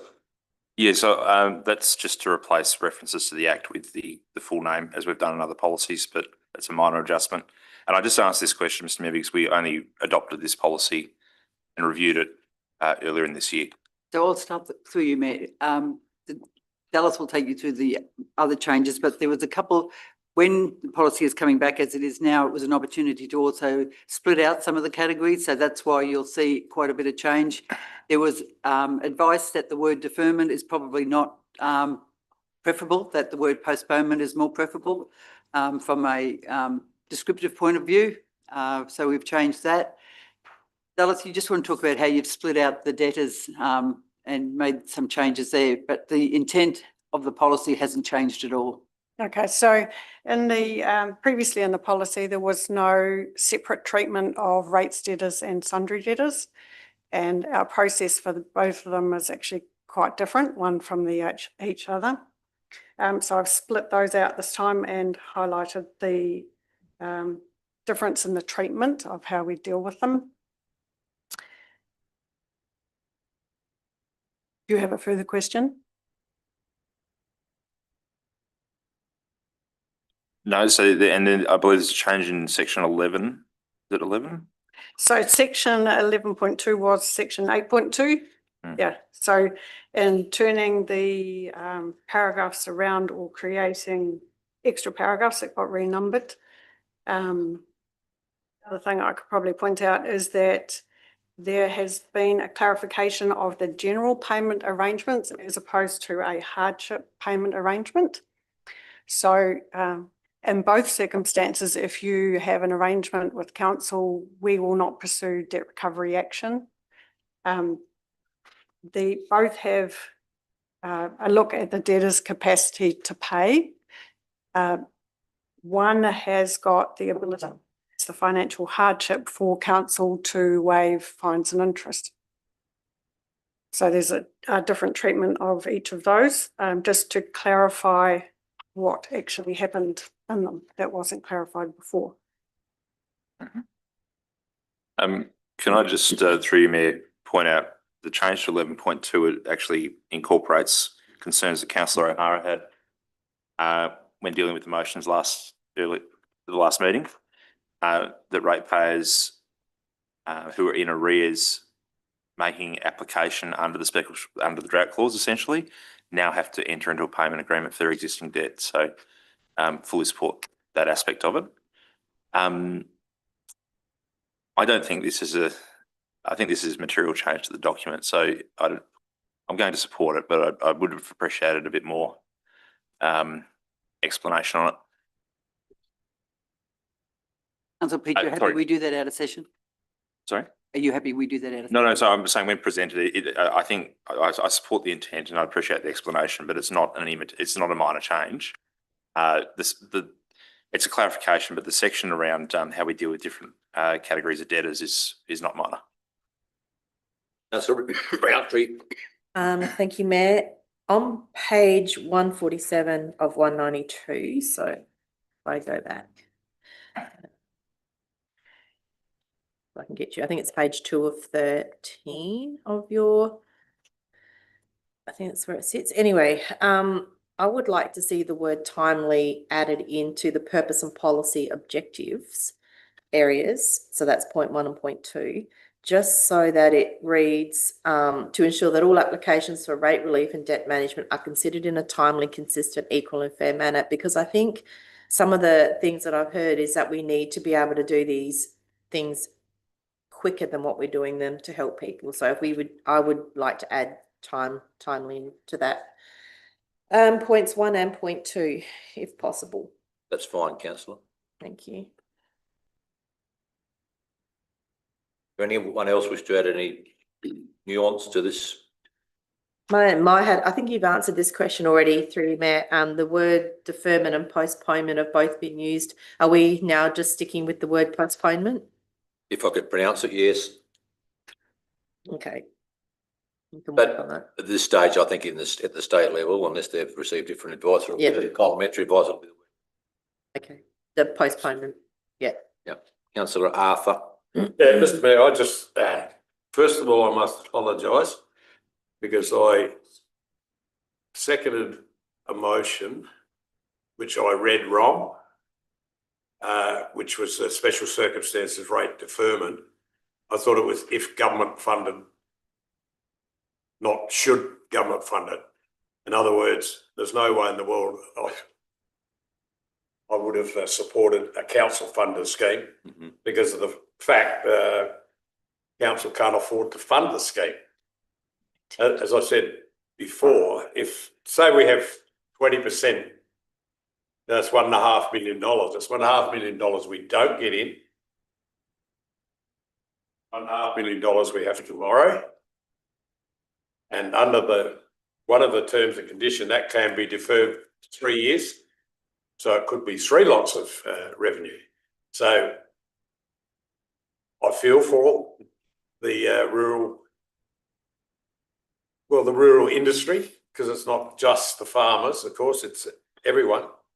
But I cannot see how we could have voted for a budget today and now going to vote for something that's going to cost the ratepayer heaps of money, or it may cost. There's no one knows what will happen, but it will cost. So I appreciate, councillor, that there was a grey area there. I can't agree with it. But you're on the record. This Friday, I believe I'm on a statewide hookup around this process of post. Deferment. They give you a lot of grief. They give you a lot of grief. Whatever. People know what I'm doing. I have got a recommendation with a mover and a seconder. Is there any further debate? I have a question. Question, in councillor following up Ban? Yes, with certainly. Things change within the next year, 2 years, whatever. We have the option to put in a rescission motion. Do we not? Through the chair, as you're doing right, or just a moment ago, you passed the rating policy. Each year you'll do the same thing, and that'll be your opportunity to gauge if there's any reason to change. And at that point, we could put in a rescission motion, Well, you may. or we don't need to. I think Take advice on that. in the original, in the motions around the deferment, there is also a sentence in there that says that if the state makes a decision one way or the other, that is a trigger point for the chamber to pause and have a look at the motion. And I suppose reconsider it in the light of that, the state's position. Thank you. I just wanted to clarify at what point we can make that decision. Okay, anyone else? Councillor Peach will close. I will just noting that the motion needs to be amended Yeah. to incorporate councillor Roundtree's suggestion and going back to the full use of the Act.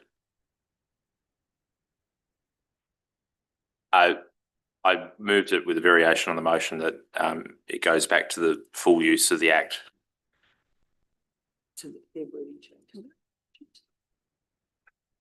Put that in. Just not material.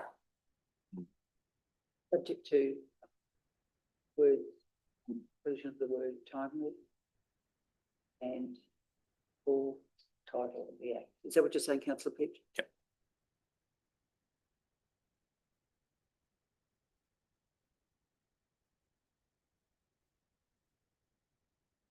Through you, Mayor, we also think in the glossary of terms, we might put something around deferment, postponement, so that complete clarity. Carry on through that, yes. Okay, councillors, is everyone clear? They are. I'm going to put the motion. All those in favour? Councillor Arthur, are you in favour or you're not? No. Those against? So that's carried. 5 councillors for it and councillor Arthur is against it.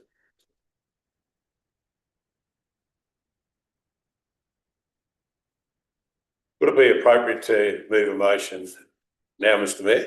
Right. Around, I think what's appropriate, and just in this general sense, is the next Finance Committee meeting, if you've got issues that have come out of this, you raise them as notices of motion. Oh. I've been thinking about that before.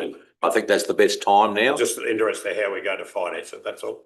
Well, I think that's the appropriate motions to put in them. I am moving to number 15. 15, where's it gone? 2025-26 schedule of fees and charges. Councillors, I'll move that way, please. Councillor Qualman. Your second to Councillor O'Hara, thank you. Is there any discussion? Councillors Qualman? Pretty straightforward, thank you. Straightforward. Anyone else wish to? Councillor Roundtree? Yeah, so what prompted the big price spike for the disposal of light truck and heavy tyres? That's quite a large jump. And explain that one. Yeah, through the chair, that's cost recovery. So we were making a loss on every one of those tyres that was being dropped off. So You're getting a few, aren't you? Okay. Councillor Peach? Similar question. The removal of tractor tyres as being an option. I asked for clarity around why we can't do that at cost recovery, and would seek leave of the mover and seconder to vary it to add that back in. So you're saying that we don't do tractor tyres? This document takes away us doing tractor So I tyres. seek the director's advice. through the chair, my recollection is that there's a WHS and an actual capacity for us to be able to move those tyres once they've been dropped off, which and the cost that we received for that was quite significant, and hence why we determined to take it off the offering. And I believe it was also in line with what other councils in our region do as well. Can I have a follow-up question on that? Can see what our director is saying. However, is there an opportunity for it to be done at one depot in the district, not all depots for tractor tyres, which may make it a little bit easier? And then you would have, if it's a WHS problem, you would have the ability to consider the appropriate equipment and training to assist with that on a 6-monthly, 12-monthly basis in terms of a bit like a drum muster type Yeah, yep. arrangement. So councillors, we could take that on notice and probably deal with it later. If we could, Mr. Mayor, because rubber tracks are more of a WHS issue in terms of lighting. We've still got them there at quite a fairly cheap rate. Good garden bed outside, so. Yeah. Right. So we're just going to take that on notice, councillors, and we'll deal with it at a different time. Is there anyone else with any questions? Mr Mayor, I don't know if I've got to move an amendment, but I believe the charge for the powered sites at Canalpin Caravan Park should be $25 a night. $15 a night is absolutely ridiculous. Can I add? Before councillor Roundtree gets up, our neighbouring council have just increased the RV park, which is a bit of dirt, from $10 a night to $18 a night. But for $7 more, you can come and have all the power and water you want at our place. It's just not economical. What I'm going to do is allow you to put an amendment which varies that amount in the fees and charges up. Well, okay, I'll amendment in that the charge for the unpowered, the powered sites at Canalpin Caravan Park be $25 a night. And if this was at the Tatiara, the unpowered sites now would be $18. So, just councillor Roundtree, I'm presuming you're going to second it, but I think I would be wrong. Absolutely not. No, well, that's why I'm waiting for a seconder. But I have got something to say. O'Hara, I might second it, but I'd like to ask a question first. Can I do that? I think you could second it and ask the question afterwards. Yeah. I don't know if I want to second it though until I get. Well, perhaps you better ask the question. Yeah. Correct me if I misunderstand, but it's $15 a night, but then they have to pay $5 a night for power as well, don't they? No, it's 15 includes the power, but they pay $5 for having a shower. They pay $5 if they want to use the washing machine. So if you want to make it $25, all inclusive, they don't have to pay separately for their water and everything else. But if you're going to, a lot of other places We're not have in it. debate yet, councillor. I'm with councillor O'Hara. He's clear on whether he wishes to second the amendment. So with the understanding of $15 a night and they get free power for that. And water. Well, not water, according. Oh yeah, water. Well, Not I'm the happy to second showers. The councillor O'Hara is seconding that amendment.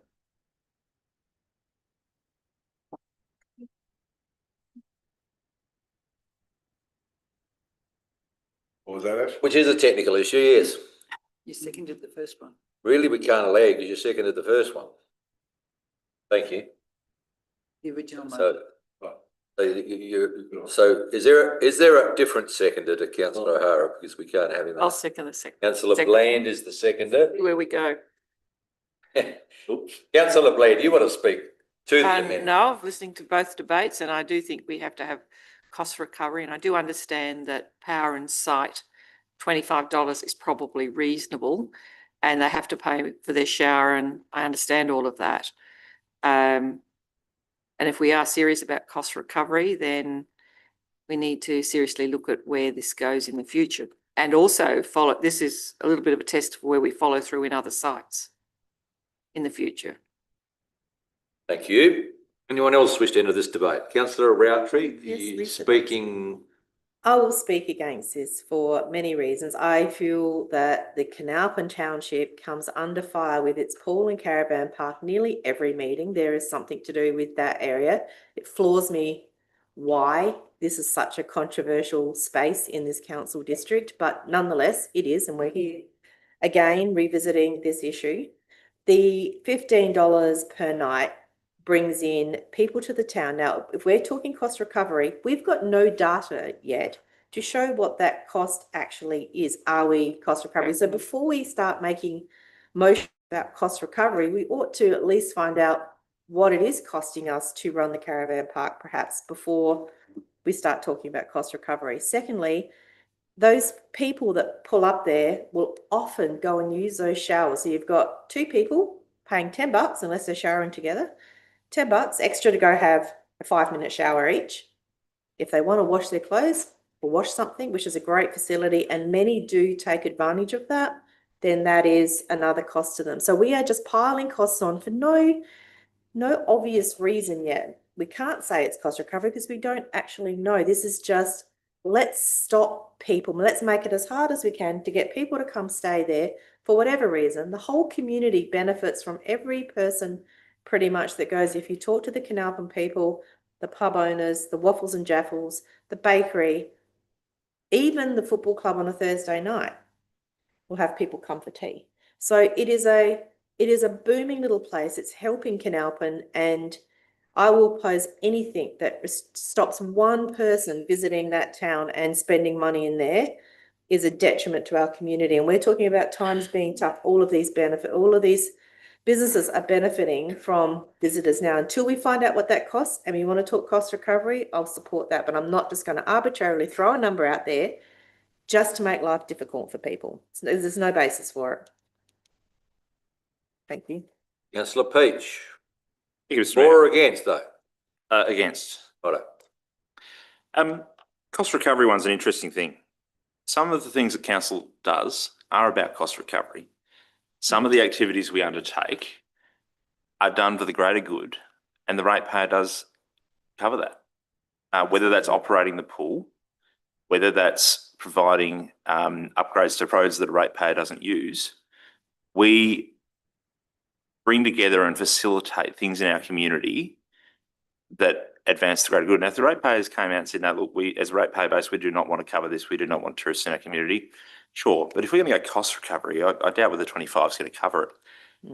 What I would like to suggest is we have a Section 41 committee who, in their terms of reference, is charged with providing us advice around the cost of using those facilities.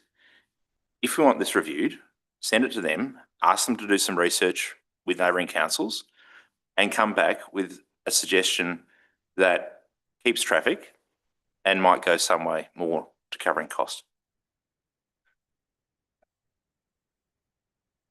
Can I further add something, or am I allowed to add something else here? Unless you've got something materially more. Well, I think Councillor Peach touched on it. We have a lot of assets in this community that cost us money that are not cost recovered. The maintenance of the halls, for instance. Karkuma Road. I have never driven on Karkuma Road, and I'm never likely to. The only time I've been down that road is when we went to look at the feedlot, but I don't use that road. But part of my rates are going to funding that road, as is every road in this district. There are a lot of things this council does that cost us money that aren't all cost recovered, but benefit our communities. And this is one of them. And I just would like to see the pool and the caravan park not be on a discussion point for this council for at least a month. Okay. I'm taking everyone else has spoken, and also I give Councillor Arthur the opportunity to close his point on the amendment. Yes, I'll just close with, most caravans have got showers and toilets in them nowadays.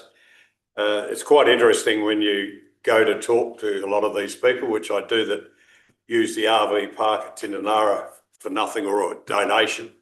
You know, some of them $400,000 units, been on the road for 3 years, look for free parking or cheap shots. We're talking about the pressure that rural communities are under. A farmer at J-Buck, I'm sure he doesn't want to pay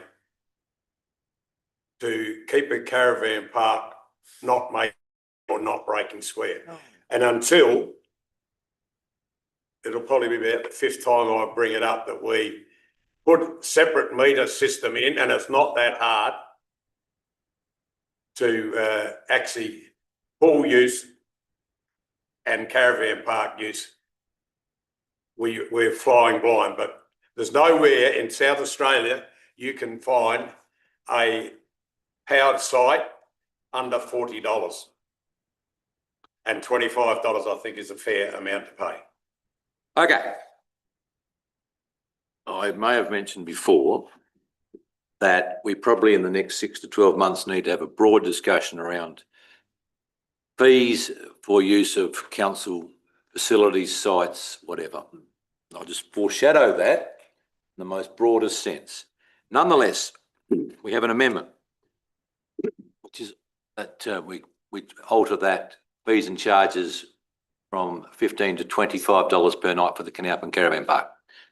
I have a question, Uh, if I may. yeah, In relation to what councillor Peaches said in terms of his thoughts of sending it back to the committee, I would assume that was in conjunction with staff and you would think. the information that they would be able to provide to support that. And therefore, if with the amendment, it could in fact include councillor Peaches' request that it go back to the with staff support. Now, that may still take some months. He always has staff support. In terms of, I'm thinking in terms of figures rather than just innuendo. No, certainly. All right, I am actually going to put the amendment. Those in favour of the amendment? Councillor Arthur? Oh. Sorry, I thought you asked when it's closed. No, I let councillor Bland in. But those in favour of the amendment? So the amendment is to charge Canalpin $25? Yes. Unbelievable.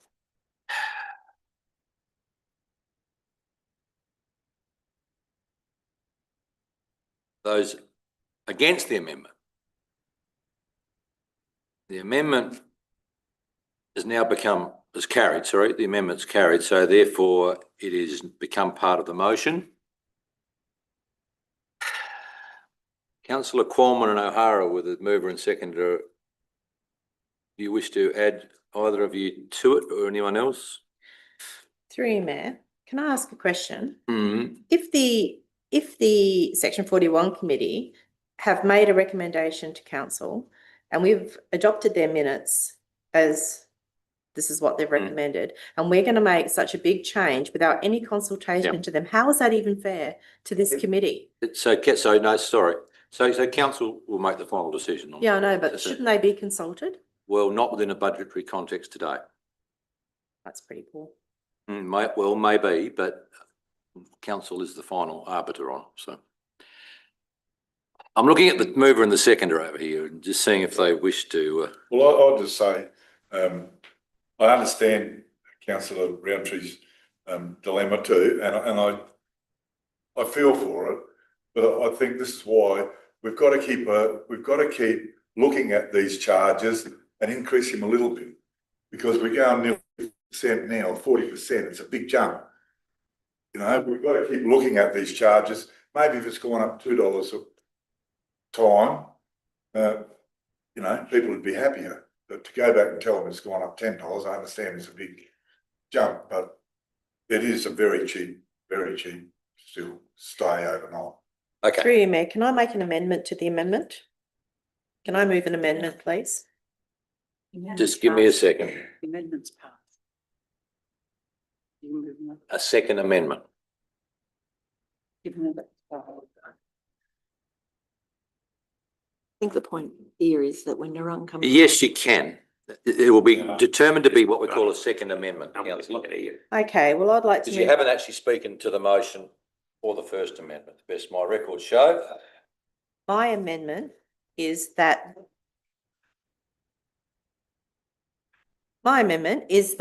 the council, if we're going to powered site charge at Canalpin Caravan Park to $20 a night and make it inclusive of not charging them for the showers. If they've all got water and everything on board, then they won't need the showers, and so make it $20 a night so it's not big enough jump. And also I want this referred back to the Section 41 committee for approval, because I think it's rude what we've just done. For discussion. So I will support $20 a night, taking away well, actually, I'm even $20 a night is better than, just $20 a night, leave it at that. But I also want this to be taken back to the Section 41 committee for their comment at least. I think 25 is just too much in one hit. Okay, is there a seconder? Councillor Peach. I'm sort of going to have to take councillor Roundtree, you spoke to your motion. Yes. So I'll go to the seconder. Thank you, Mr. Mayor. I think I spoke to it before. I don't have an issue with increasing it. I think councillor O'Hara's point before around a stepped increase, it does need to be looked at more broadly. I think even the unpowered sites is something I think the committee could look at how that could be better utilised. But I think a 5 increase at this point in time is much more palatable in terms of making sure we keep people coming into the community. Anyone else wish to enter this debate on the second amendment? Councillor O'Hara? I'd just say maybe a compromise might be the $25, but include the shower in the $25. Through you, Mr. Mayor, I don't know how we actually do that because Yeah. of different machines, the different pay Different machines. percentages. I thought about that after, as I said it. Can't do it. Yeah, it'd be challenging. I'd mess up what's already there. Okay. And may I also add, Mayor, that there is a review, a precinct review on the books for the whole area in which this issue can also form part of that precinct review as well. Like we've already got that on the books to do. Yep. Anyone else wish to enter debate? I've got 3 councillors haven't commented on the second amendment. I'm still confused about where there's no figure yet written in. Oh, here we go. It's all right. $20 and refer this issue to the Section 41 committee. 2 points, I'm pretty sure. I'm leaving, Mr Mayor. Hang on, are you have to leave or you going to? Elected members obviously make no decisions now. So councillor Arthur's leaving at exactly this moment. Question. Yeah.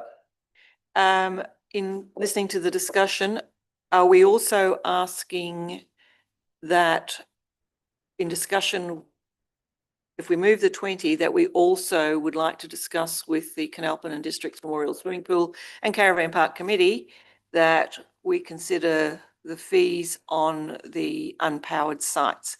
And I want to make that comment partially because we are also on the books to be starting to look at what's happening at Narung. And that is an unpowered site with facilities.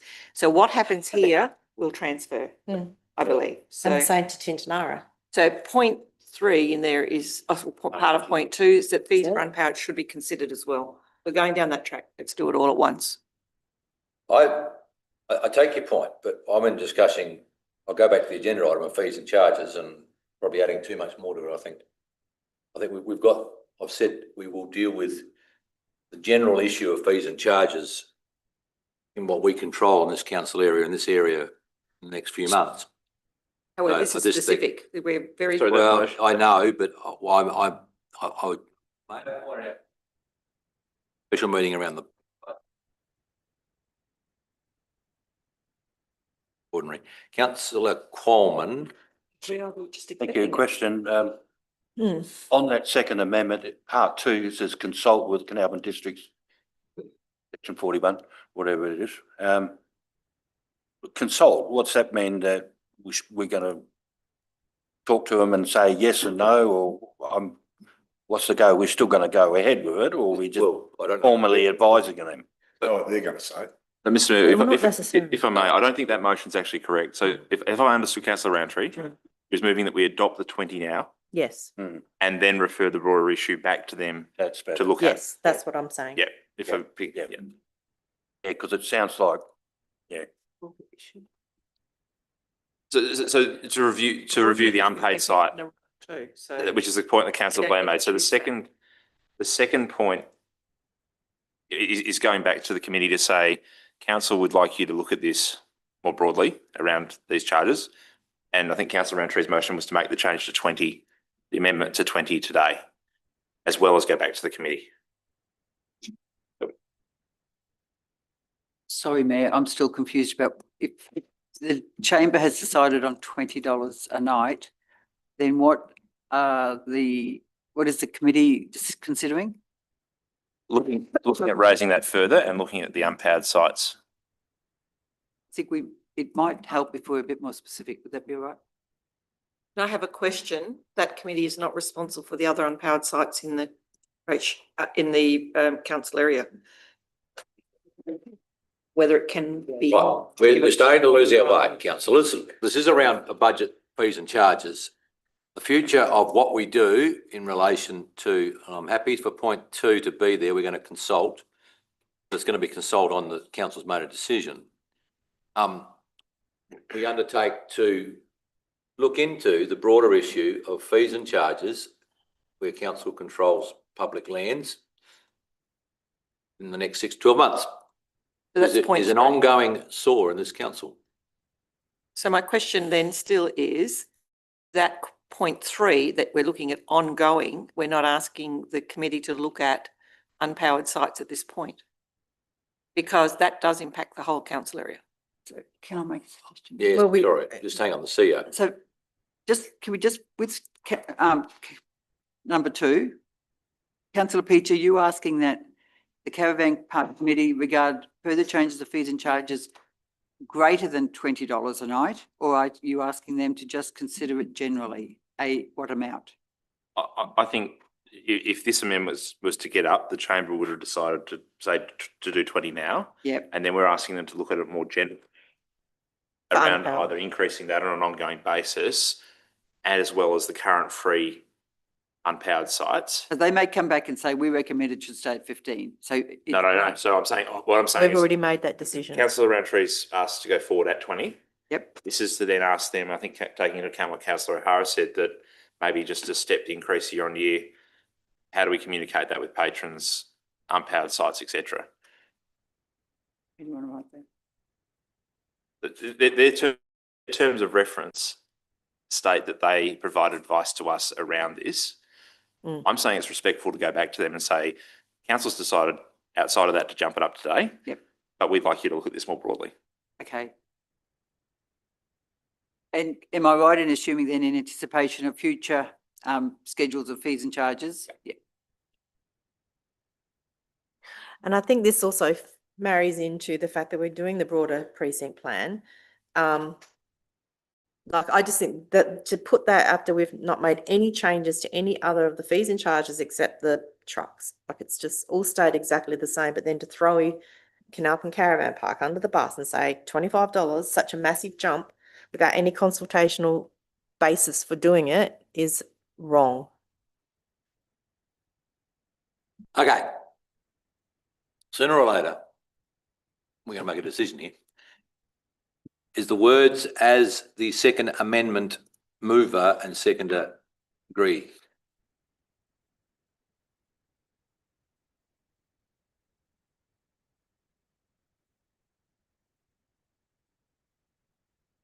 Taking it they are? Yep. Is there any further debate? Mr Mayor. Hmm. Just a comment. I think it's really important and what's written in brackets there, including potential further increases and review of unpowered sites. That's Yep, very important to have. very important that there. Thank you. Okay. Councillor Roundtree will close. Closed. Second amendment, councillors, all those in favour? Those against, that's carried unanimously. Now, I understand the Act says we can't have third amendments. Not going there. It's a relief then. We'd run out of people to move the second. Yeah, but Small my committee, understanding of that's the what Act, and Ashley can correct me, is that the original mover of the motion gets to close this debate, is that right? Did you, councillor Coleman? So since Mr Mayor, since the third amendment, now comes the motion, correct? Second amendment, so Yeah. your motion has been amended is the point, but you get to close, that's my point. So I'll close it. Thank you, after all that. So the amended motion will now put to a vote. All those in favour? Those against, thank you, that's carried unanimously.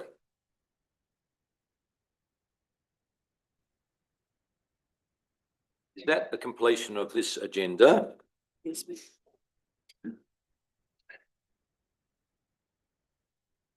Thank you, councillors, for your consideration today. Just my thoughts about what I call the budget. As always, it's a tortuous process with many variables. The last 12 months, well, we've just completed seeing the last of the LRCI money, which we've had in this council for probably in different versions and forms, and drought money for the last 5 or 6 years expended. So somewhat important in the next 12 months is back to semi-normal transmission. I thank the staff very much for all the work in this budget process over basically 6 months. And I'll look forward to, I suppose, discussing the positives of this budget with the press in the near future. We are in pretty stressful, well, I am stressful times. I haven't seen enough rain on that window through the back door here today. And so the challenges in the next few months around ratepayers at all levels having the ability to go on running their businesses or their lives is challenging. But I thank everyone for their thoughts and their commentary today, and I think we've got there. So with that, I declare the meeting closed.